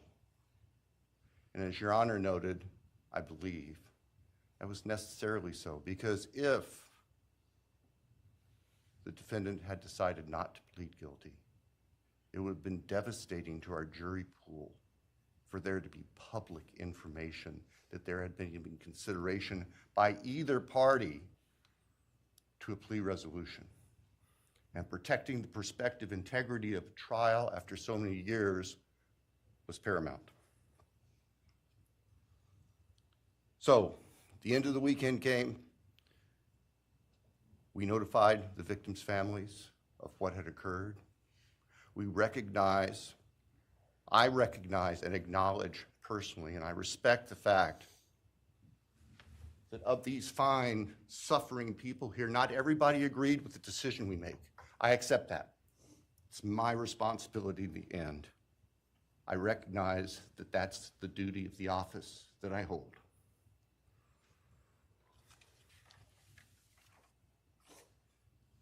So now, it is time for the judicial system to impose final judgment and close the door on this chapter of these tragedies. As the court is aware, by the agreement of the parties, it is the state's prayer. Perhaps have the Elmo police turned on.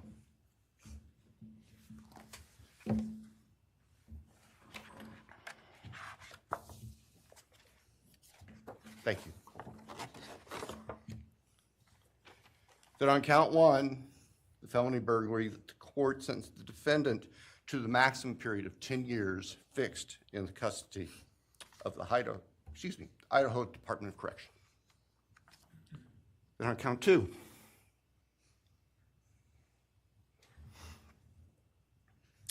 that the court sentenced the defendant to fixed life for the murder of Maddie Mogen. On count 3, that the court sentenced the defendant to fixed life for the murder of Cheeley Goncalves. On count 4, that the court sentenced the defendant to fixed life for the murder of Xana Kernodle. On count 5, that the court sentenced the defendant to fixed life for the murder of Ethan Chapin. And the state further prays that these sentences be ordered to run consecutively, back to back, not at the same time, to recognize and respect the unique individuality of each of these beautiful young people whose lives were taken brutally and for no reason.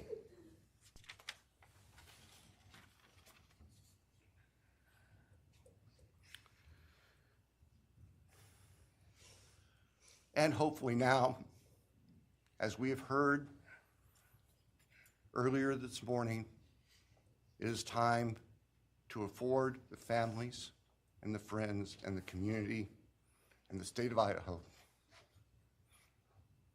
and the nation and the world to move forward. We can't undo, and we can never undo, the horror of what occurred on the early morning hours of November 13th, 2022 at 1122 King Street in Moscow, Idaho. For a long time, the presiding district judge in Latah County was John Stegner, who eventually became a member and a justice of the Idaho Supreme Court. And Justice Stegner often observed that even God cannot change the past. But everyone in this room has the ability to take themselves forward. And we want the judicial system to afford them the opportunity today to do that. From today forward, our memories should be focused on these innocent victims whose lives were taken, on their families, on their friends, on the community. The court has heard discussion, talk today, reminiscences today about a special family that our victims shared, not just their natural, legal, and biological families, not just their university family within their sororities, for example.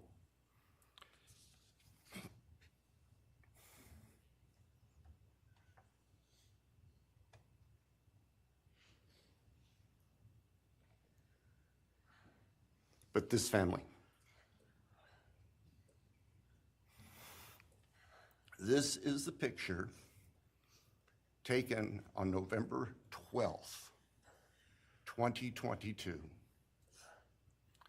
of the special family of 1122 King Road.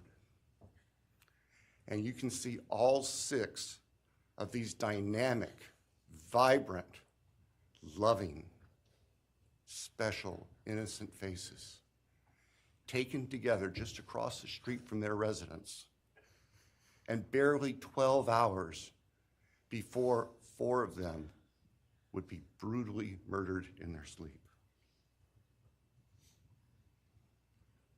They've been described consistently as being bright, caring, vivacious, with futures we can only imagine now.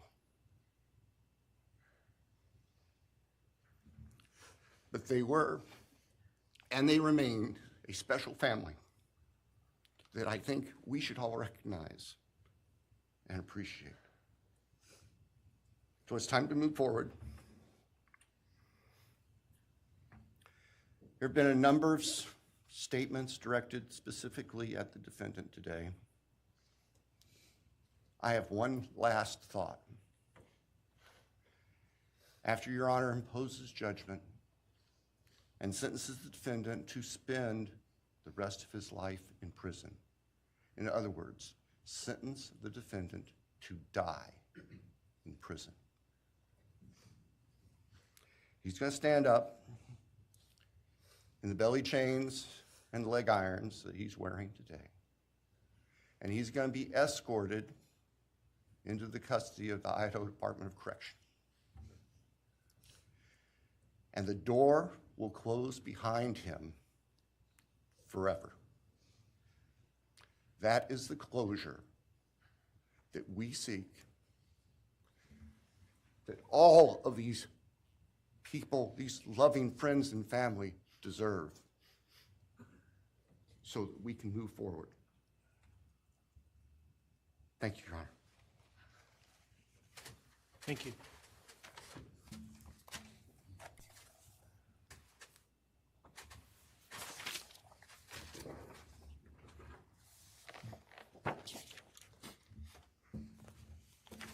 All right, does the defense have evidence to present today? All right. Does defense wish to make argument today? We do not wish to make arguments. Mr. Kohberger, along with his legal team, is prepared for the court to enter judgment. All right, Mr. Kohberger, you have an opportunity to make a statement if you wish to. I take it you are declining. I respectfully decline. Well.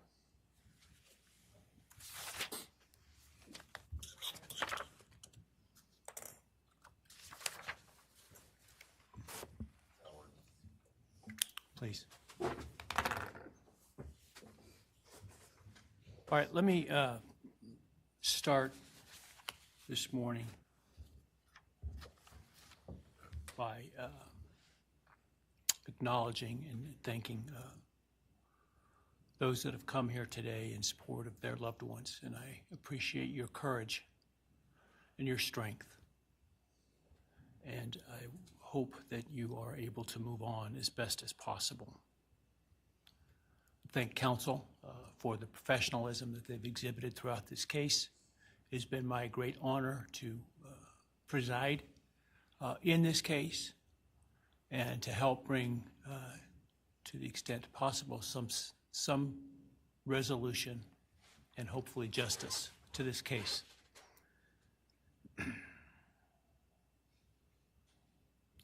During the quiet morning hours of November 13, 2022, a faceless coward breached the tranquility of 6 beautiful young people and senselessly slaughtered them, 4 of them. Who committed this unspeakable evil was unknown for several weeks, but due to the killer's incompetence and outstanding police work by numerous local, state, and federal law enforcement agencies, the person that slithered through that sliding glass door at 1122 King Road now stands before the world and this court unmasked. This unfathomable and senseless act of evil has caused immeasurable pain and loss.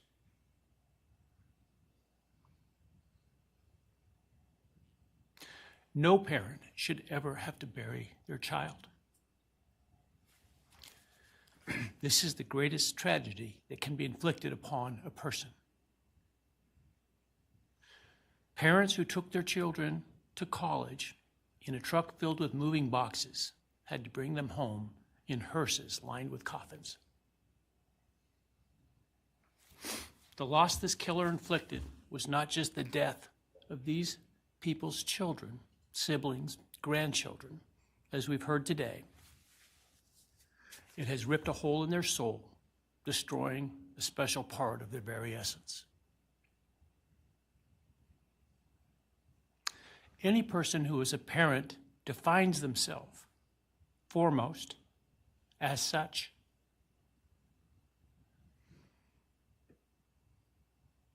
It is their existence and purpose of being. And it has been stolen from these parents.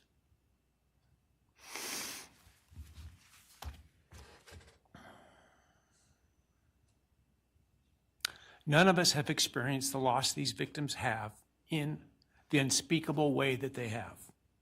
And therefore, none of us can, nor should we, question the way in which they have handled their loss.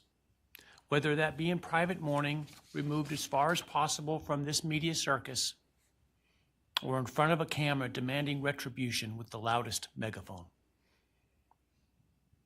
I've listened intently to the stories and pain that have been shared today, with great awe at the courage and resilience of the surviving family members of those wonderful children. I've listened also to the surviving roommates, both in person and through their friends. And I can't think of how, frankly, courageous they have been despite the hell that they have faced by uncaring people who have come up with all kinds of crazy theories about two kids simply being kids. The parents, siblings, and other family members who have spoken today are designated as victims in our legal system. But going forward, I hope that they can shed that label, as it gives too much power to the evil that condemned them to that role. They are and should be known as survivors, fighters, and foremost as witnesses to the tremendous lives of value and unbounded promise of these four young people. But those speaking today and those who did not speak, but who carry this same burden, this same loss, now carry forward the memories of these now perpetually young people, these forever children. These survivors carry the responsibility of ensuring that the voices of these children, Maddie, Kaylee, Xana, and Ethan, are never forgotten, and the positive impacts that they have had on so many lives are never minimized, and that the love they shared, the light that they shined onto others, is forever celebrated.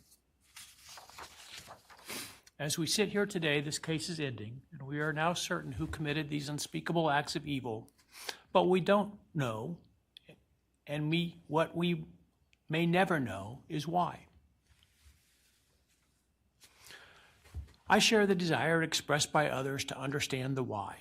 But upon reflection, it seems to me, and this is just my own opinion, that by continuing to focus on why, we continue to give Mr. Kohberger relevance.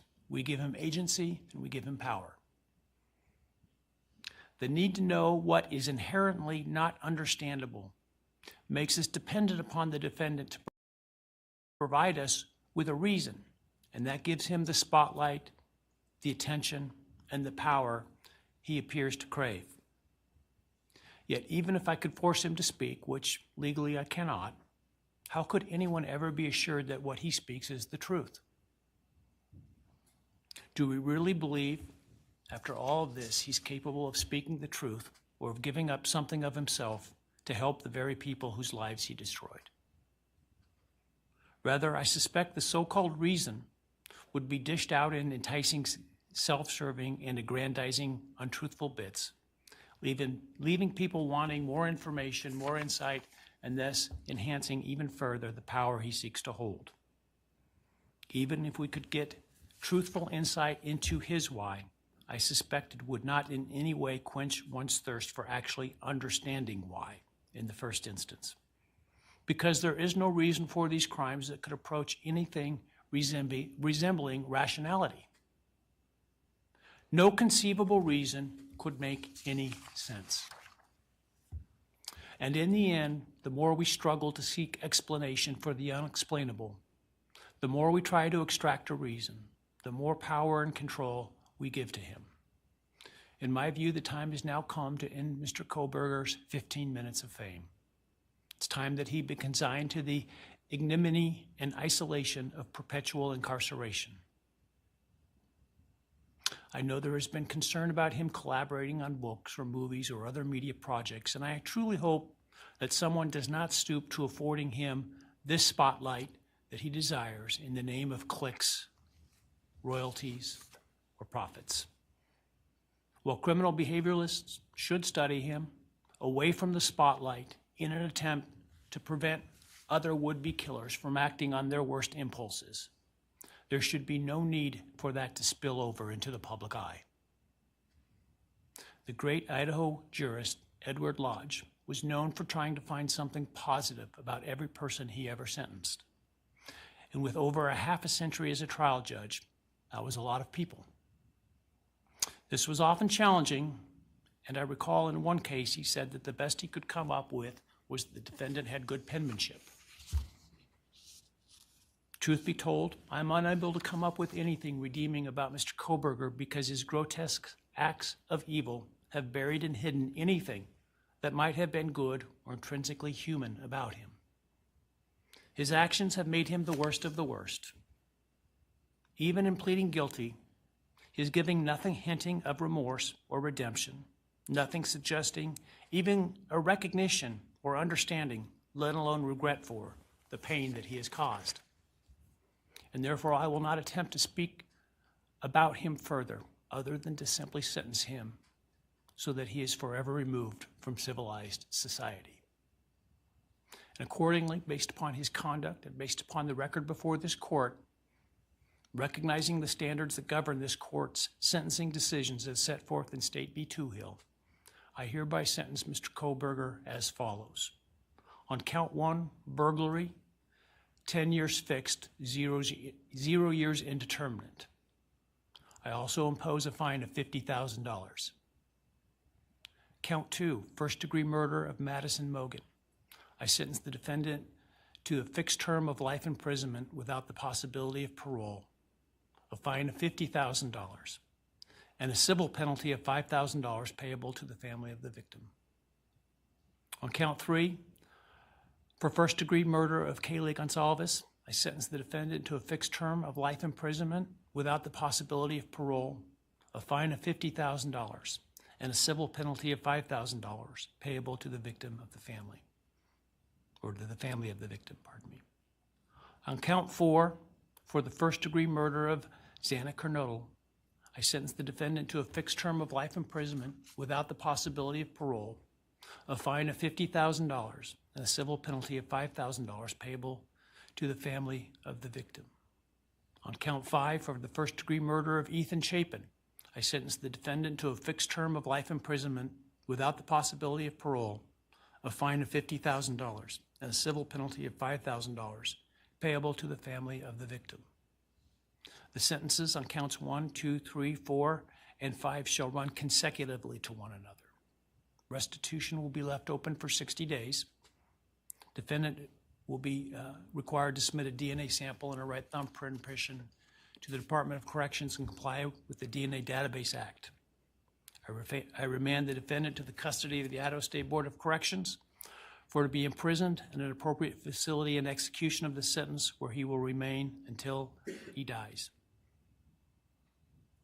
Though you have waived your right to appeal, you do have a right to file a notice of appeal, and any such appeal must be filed within 42 days of the date of the written judgment, which will be entered shortly hereafter. Though the appeal, you should be aware, may be deemed a violation of the plea agreement, and so I certainly suggest you discuss that with counsel if that is your desire. I ask the media and public present to allow the families to be escorted out first before they leave. Again, thank you to everyone for your stories today. I am strengthened by them, and I am encouraged by your humanity and strength, and God bless you. We're adjourned.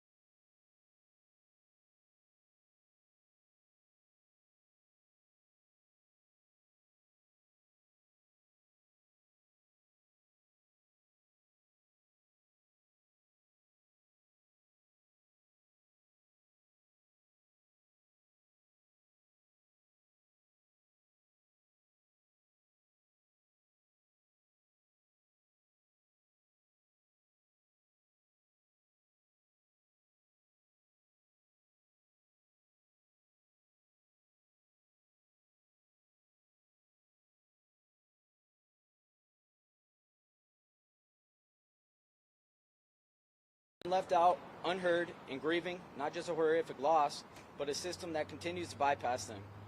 The through line is undeniable. Whether it's 2004 or 2025, this prosecutional, is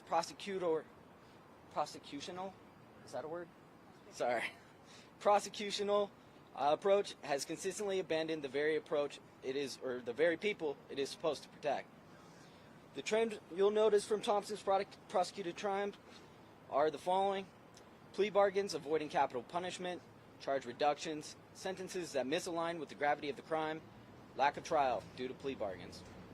These aren't just failures in process, they're failures that have real consequences for real people. After reviewing Bill Thompson's history, it's clear our family was never given a fair chance at justice. But this isn't just about a prosecutor's record. It's about Kaylee. It's about my sister. She's not just one of the Idaho 4. She was a daughter, a sister, a best friend, and the light in every room she walked into. When the prosecution followed the same path we've seen before, closed doors, limited input, and a plea deal handed down without our voice, it became painfully clear that Kaylee was being treated just like another case. But she wasn't. She was everything to us, and our pain has only deepened, knowing that the system didn't fight for her the way she deserved. I'll leave everyone with this. There's 1,000 things I wish I could say to Kaylee, but today I'll just say this. I will always carry her with me for the rest of my life, and I will never stop being her brother. Steve, thank you. Now that the gag order is lifted, is there anything that you've learned over the last 2.5 years from the investigators or prosecutors that you can share with us now that you can speak about? Well, I think it was kind of interesting that once the president sent a truth statement out, they called us right up and they told us everything. So I don't know what was holding them back before, but we spent about 3 hours, close to 3 hours with the lead detectives, and we found because our main thing was we didn't want to have victims advocate statements that had lies and misquotes and misinformation in it. So I appreciate the president, putting a little bit of pressure on there, and it seemed to work.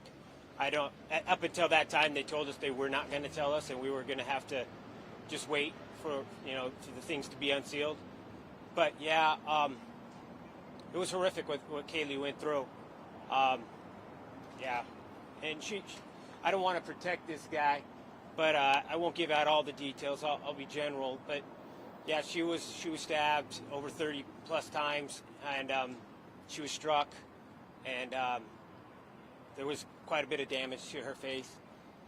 So this guy's just an absolute monster. Anyone who thinks that he's otherwise, I just looked at pure demons out there. When I was looking at him, we had a stare down, and he's just filled with demons. He's dark pits of eyes, and there's something seriously wrong with that man. Steve, why was it important for you to look him directly in the eyes, and what did you see as you spoke to him? I looked him straight in the eyes, and I just seen black holes and just anger at me. He was telling me with his face that he fucking hated me. He absolutely fucking hated me. And why did you want to speak to him directly that way? It's the most personal one. Like, Yeah, look at me yeah, in my eye. yeah. You took my daughter's life. Look at me. Yeah, Did your family get something today that it needed, or was this? Yeah, 100%. I think it's a little early to actually even answer that for myself. I think that kind of stuff needs to set in and sink in, and you regret maybe saying some things, or you wish that you would have said things. So I think right now we're just kind of in the mix of the tornado, and the real feelings.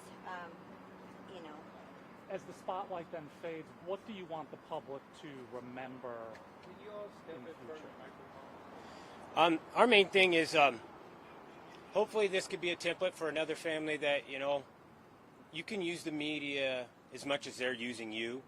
You can use it to keep people accountable, keep people honest, keep the court system, treating you with a little bit of respect. And I think that's what we did. And the more that you get active, I think the more chance that you're going to get that justice in the end. I think you really got to try to make your kids stand out, or whoever you're trying to protect, you make them real. Get on the internet and talk to people. Before you go, and I know you want to go, I want to ask Olivia today, spectacular. Olivia asked the question, what was the other weapon you used on my sister? So despite this meeting having prosecutors, there still sounds like there's something you don't know there. Can you explain that to us? No, we do know that another weapon was used on Kaylee. So we don't know what that weapon was, but They didn't recover it. along with the knife wasn't recovered. But Kaylee was not just stabbed. There was other things that happened to Kaylee. Talk about that a little. The conversation we had with the prosecution was about healing more than anything. It was about giving the victims' families answers. And they may share some of that information at a later date, but today is not the day for that. Today is about the sentencing. It's about putting the defendant in prison for the rest of his life. So there may be more details to come about that, but that conversation that they had was about the healing process and finding some answers that they had. And so we may share at a later date, but today's not the day. Okay? Thank you guys for being available. Thanks. Thank you.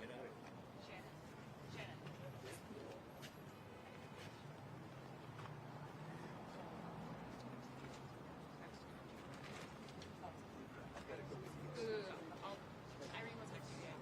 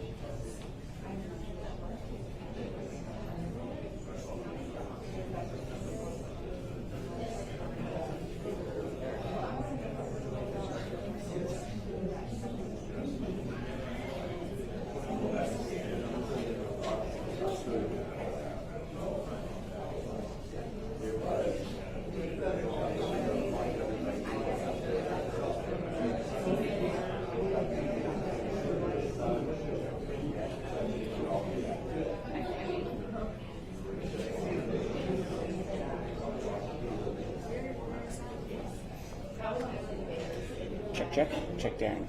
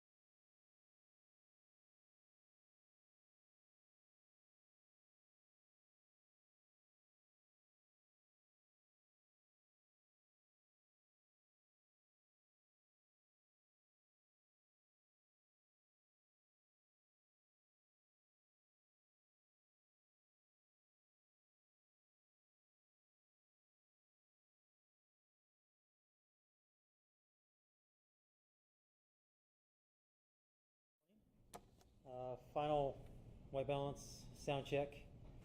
Good to go? Anybody? Checking 1, checking 2, sound. Thumbs up, thumbs down. Okay, we're good. Good. Checking. Sound. Keep talking. Sorry, gotta keep talking. So sound checking, 5-minute warning. Keep going. News conference for the Kohberger case, post-conviction, post-sentencing. It's a beautiful day outside. Welcome to the city of Boise. Wonderful place to be. If you're from California, I don't know. Better climate here, better environment, anything? We're good? Yeah. Okay, thank you. So 5 minutes.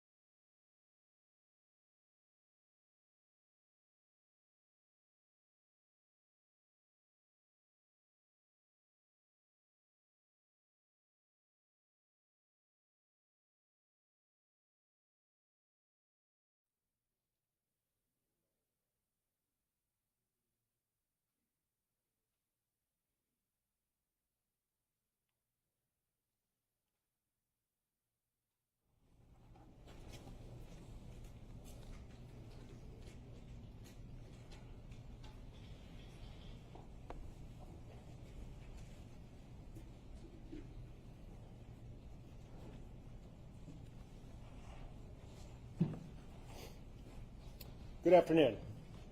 My name is Anthony Dollinger, and I am the Chief of Police of the Moscow Police Department. Thank you for joining us. Today marks the conclusion of a case that has profoundly impacted the University of Idaho, the City of Moscow, the State of Idaho, and communities nationwide.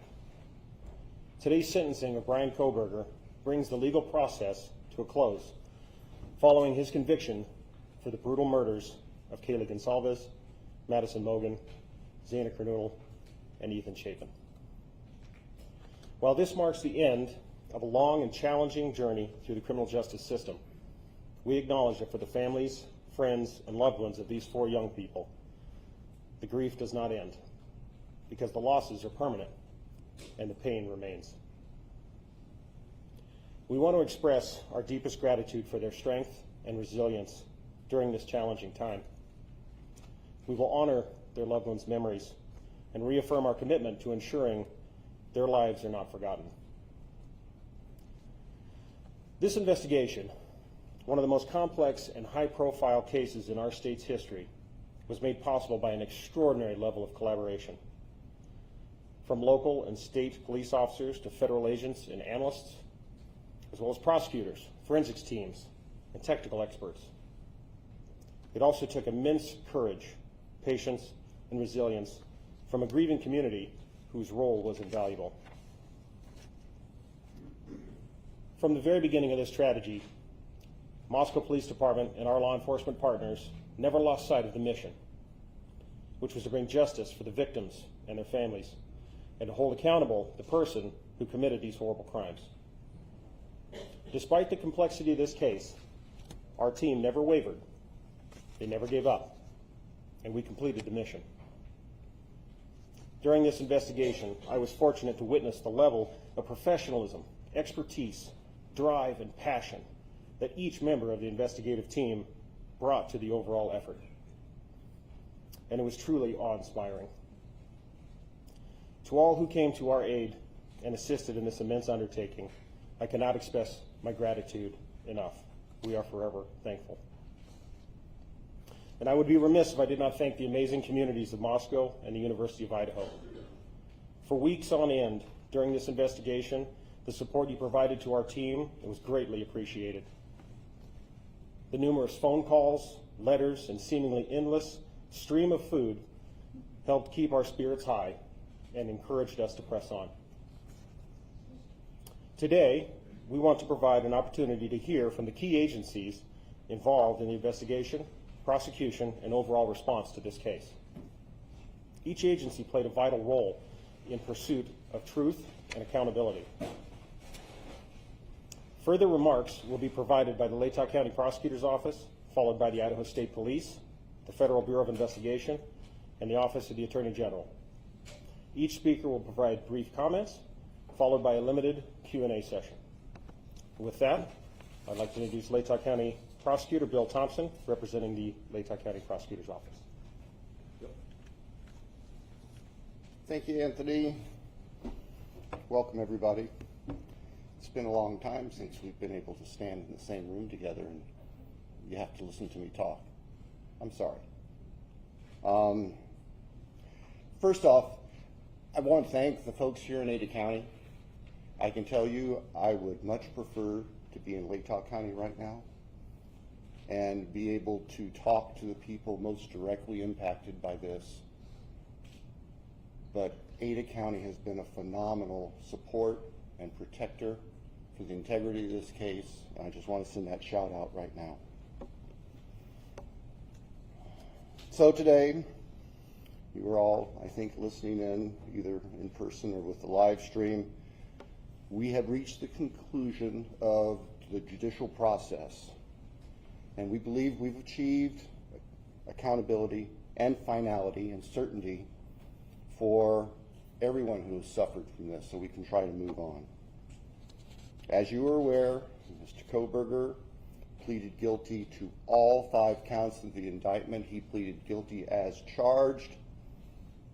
There was no plea bargain to change charges, drop charges. He pleaded guilty straight up, and he admitted under oath to Judge Hippler that the allegations are true. He has also received a life and death sentence, and that he is going into the Department of Corrections custody, and he will remain there until he dies. And our communities are protected from him. Our communities are safe from him. And we have finality and conclusion, not just for the families, but for everyone who suffered because of this. Chief Dollinger talked about the extraordinary teamwork on this case. And I can tell you that Ashley Jennings, my senior deputy, and I, we were with the investigators from day one. We worked as a team beyond any team that I've seen in my almost 33 years as a Latah County prosecutor and 45 years as an attorney in Idaho. This level of collaboration is indescribably phenomenal. And in this room, we have representatives of the FBI, and you'll hear, of course, Special Agent Grover, We have representatives from the Idaho State Police. We have representatives from the Moscow Police Department. We have representatives from the Office of the Idaho Attorney General. I can tell you, I will be forever grateful for the assistance that Jeff Nye, the head of the criminal division, and his deputy attorneys general, Ingrid Maddie, standing beside him, offered to us. I don't know that we would have been able to reach the conclusion that we have today as successfully without their brilliant and dedicated work. And they too have lived this case from the get-go.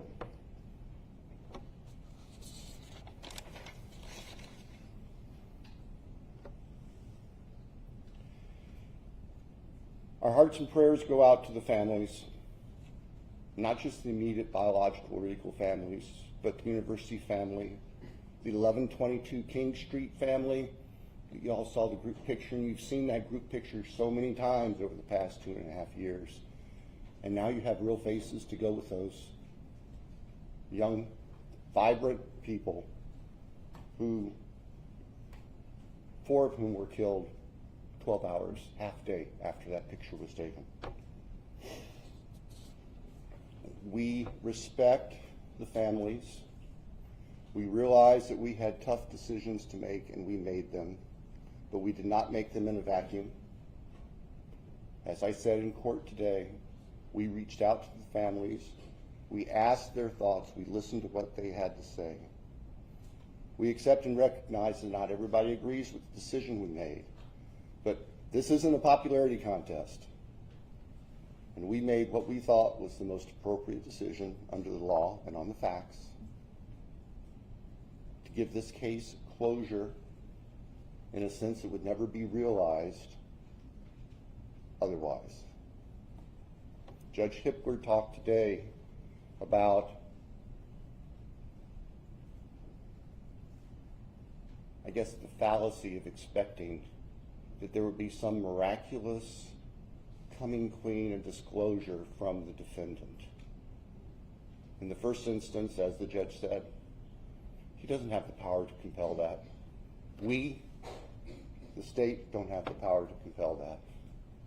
And as a practical matter, it would not be helpful. It would give him a forum to share whatever he thought to control the dialogue. Not going to happen to our victims. We can't allow that to happen.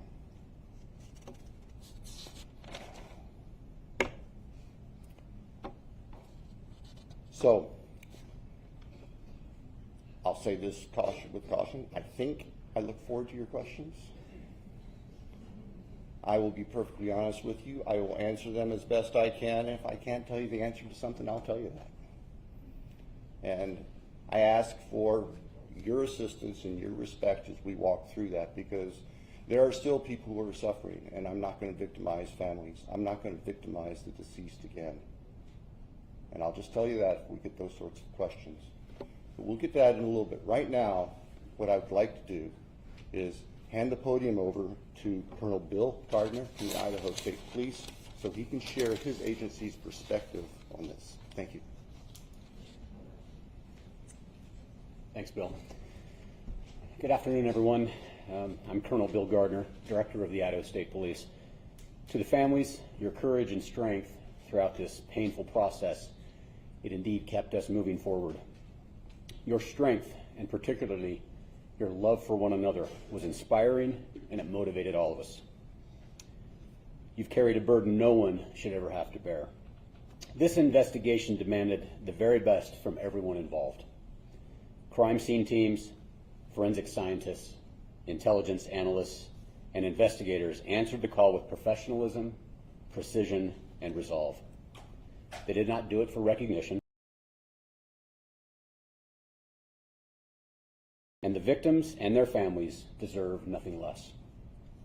It is clear this case required a team approach.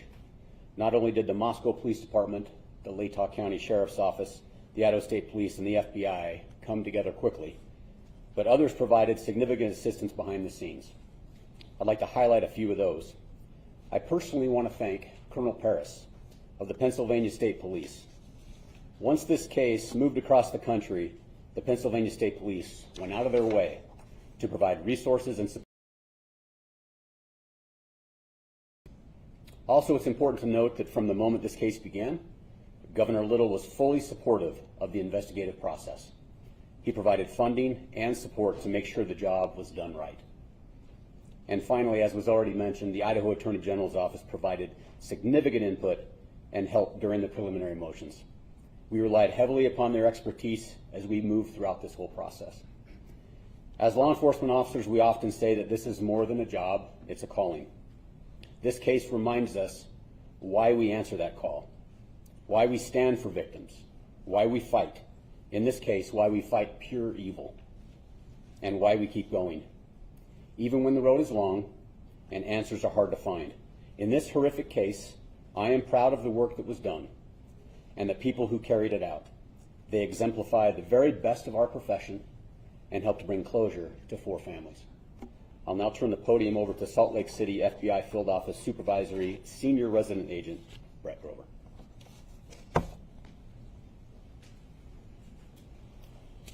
Good afternoon. My name is Brett Grover. I'm the Supervisory Senior Resident Agent in our Coeur d'Alene office of the FBI, which is part of our FBI Salt Lake City division. On behalf of the FBI, we offer our deepest condolences to the families of Madison Mogen, Cheeley Goncalves, Xana Kernodle, and Ethan Chapin. The culmination of this case was a long time coming, and we hope the victims' families and friends have some sense of peace in knowing that Bryan Kohberger is being held responsible and accountable for his heinous actions. The FBI is proud to have supported the Moscow Police Department in the state of Idaho with the investigation and prosecution of this case. Countless hours have gone into this investigation. The FBI dedicated significant resources to include digital and forensic analysis, intelligence support from our folks at FBI headquarters and field offices around the country, and victim services which continue to this day.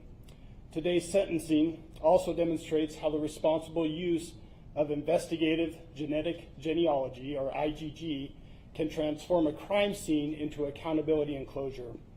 The IgG process involves the use of DNA analysis combined with traditional genealogy research to generate investigative leads for unsolved violent crimes. In late 2022, IgG provided a crucial investigative direction for investigators working this case. But I want to be clear, IgG was just one tool that led us here today. It's a powerful complement to the core investigative work done by both the FBI and our partner agencies. The bottom line is that successful cases like this are about strong partnerships and a shared goal, the goal of keeping our communities safe and providing a measure of justice for the families of our victims. Thank you. I'll now turn the time over to the Attorney General for the state of Idaho. Good afternoon. I'm Raul Labrador. I'm the Attorney General of the state of Idaho. Today's a heavy day for the families who lost their children, for the community of Moscow, and for the entire state of Idaho. With the sentencing today, a painful chapter closes in one of the darkest and most heartbreaking moments in our state's history. We're here because 4 young lives were stolen from us far too soon. They were full of promise, they had dreams and aspirations, people who loved them, and communities that believed in them. Their loss is immeasurable. Their absence is felt every day, not only by their families, but by classmates, friends, neighbors, and all of us who came to know their names and their stories. There is no sentence that can bring true justice for this kind of evil. Nothing we do today can undo the heartache or fill the empty chairs at family tables. But today's sentencing ensures one thing, that the perpetrator will never again walk free. In fact, he will never harm another family. I want to extend my deepest gratitude to Prosecutor Bill Thompson, whose steady leadership has guided this case from the beginning, to the people of Latah County for their trust and commitment to justice, and to the state of Idaho. and to the state, also to the local and federal law enforcement communities who have been focused on bringing justice for the victims. I also want to recognize Jeff Nye, who's the chief of my office's criminal law division, and the team of attorneys in my office who work side by side with local prosecutors. Their contributions were quiet but vital. They helped protect the grand jury's work. They pushed back against legal challenges and successfully defended the use of advanced forensic tools that helped identify Kohberger. These were groundbreaking legal efforts done with resolve, with care, and in the name of public safety. Their outstanding legal work spared the families and the public from a drawn-out, painful trial that would have reopened wounds and prolonged the family's agony. When I became the Attorney General 2.5 years ago, I interviewed Jeff Nye. He was not the chief of the criminal division at the time. And I asked him if there was anything he would change in the Office of Attorney General. If you get to know Jeff, he had a long list. It was a very long list of things that he would change in the criminal division. But the first thing he talked about was the fact that our office was not helping local prosecutors with their prosecution. It was a take it or leave it kind of approach. And handled all the matter, or we did nothing at all. And he said that there were important cases where we could actually assist in the Office of Attorney General. It's one of the reasons I hired him to be my chief of the criminal division, and I think today culminates the wise decision that he had to make those changes and the important change that we made in the office. This moment didn't come easily. It was the result of tireless effort, careful preparation, and unwavering pursuit of the truth.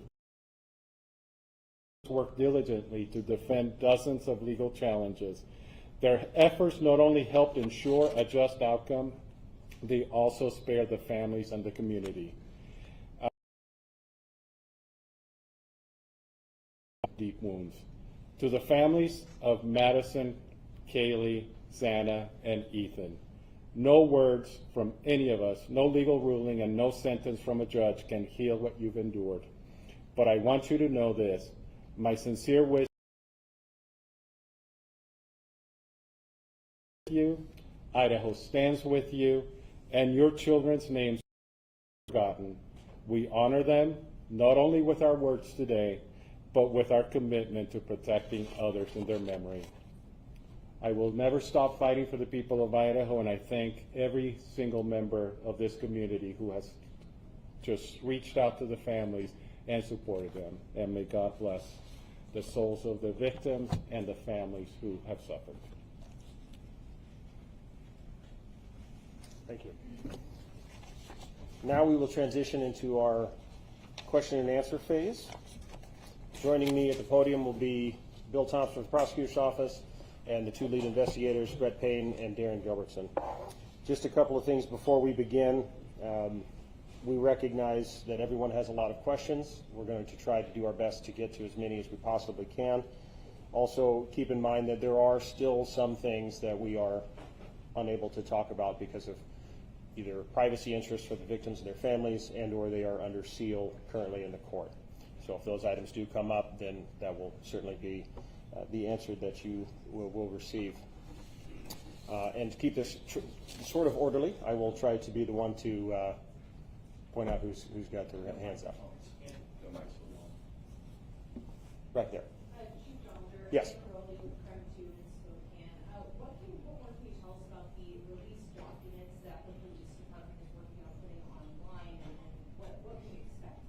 Certainly. As we put out in that press release, I hope everybody can understand the immense amount of information that's in this investigation is going to take a lot of time to prepare. It has to be gone through legally to be redacted or figured out whether or not it can actually be released. So I did get word today. It sounds like our website will be going live hopefully this afternoon. There should be another press release coming out in the next few hours to show that website so that people can start accessing that. Initially, what is going to be on there, and certainly this is just for the Moscow Police Department because we're only the holders of our records, but it will be all of our police reports from this investigation. So just the documents there. They'll be redacted, ready to go, again, free of charge for the public. We want to be as transparent as we possibly can, so we wanted to get those out to everyone. Chief, from the very beginning, your department was saying this was a targeted attack. Can you now say who was the target and what's your evidence to show that? I'll turn that question over to the investigators to answer that one. Well, I think Darren and I have, the evidence suggests that there was a reason that this particular house was chosen. What that reason is, we don't know. We don't know who the target was, and we're not going to speculate on that up here today. But we can tell you that for whatever reason, Mr. Kohberger chose that residence. Perhaps it's the location, layout, we don't know. But that's, to the best of my knowledge, that's what that statement likely led to. During Haley got their page view, there was a social media account that surfaced that has long had speculation that it was Bryan Kohberger. Can you talk at all about the Papa Roger potential connection, if any? Right, there was no connection. There wasn't at all. We looked into every bit of it. We took a deep dive into it. We researched it. We utilized. It was not. It was not. Thank you. We cut that off. Is it possible that there was a second murder weapon, not just the knife? Is it possible? All the evidence shows and tells us that he used a knife, a K-bar knife, and that's a weapon we believe was used to commit all the murders. Here. It sounded like the Goncalves family said that there was a second weapon that was used on Cheeley Goncalves. Can you confirm that? Out of respect for the families, that's something that you'll have to get from them. If they wish to share that with you, it'd probably be through them, not through us. And one more question. You said that it seemed like he chose that house. There's no clues as to why he chose that house? You know, after working in Moscow for several years as Chief Dollinger, that area is frequented by many, many people at all hours of the night when college is in session. So what Darren and I have surmised is that perhaps it's the old hiding in plain sight. There's lots of people around. There's lots of vehicles around at all hours. It's not isolated where you'd be noticed. So that's where that comment comes from. It does, and though it doesn't make sense, and it's if you were in that neighborhood at all, it's a very complicated neighborhood. It's very closed in, but at the same time, there's everything from college kids to adults that live there, people that have full-time jobs, part-time jobs. So any one of us could come and go and fit in there. So, Frederick. D.A. Thompson, during the plea hearing and then again today, it seemed like your voice quivered a bit when you were either putting up photographs or mentioning the victims' names. I'm just wondering about the emotional toll on that one other question. Yeah, you're right. My voice was quivering. Y'all were in there. There was a lot of powerful emotion. The losses are almost indescribable. And maybe my filters aren't as good as they might have been 45 years ago when I started in this business. But I think you also saw that even Judge Hippler was affected and impacted by this. There is no easy way to remain stiff-lipped and dry-eyed through this kind of tragedy. There just simply isn't. I'm sure you're not aware of this yet, but there was a photograph where they zoomed in on a picture that Bryan Kohberger had on the defense counsel table. It was an image of a black heart. I don't know if you've heard this or you've seen the image.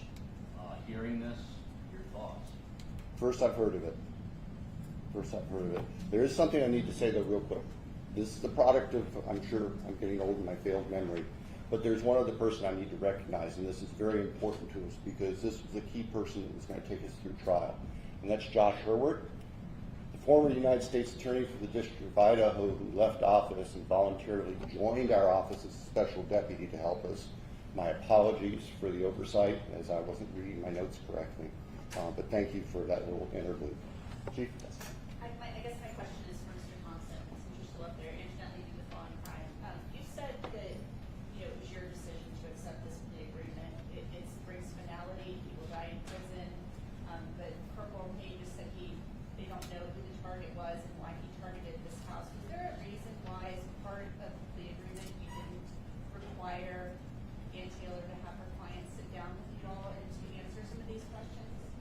I think that Judge Hippler addressed that today very, very well. Of course, Judge Hippler addresses everything very well, we found. The law does not give the court or us the power to require specific factual allocution. And just let me finish. And we recognize that. We recognize that we could have said, well, in order for us to move forward, we want a factual allocution. But I have to be perfectly candid. I don't believe that there's anything that would come out of his mouth that would be the truth. I don't believe that there's anything that would come out of his mouth that would be anything other than self-serving.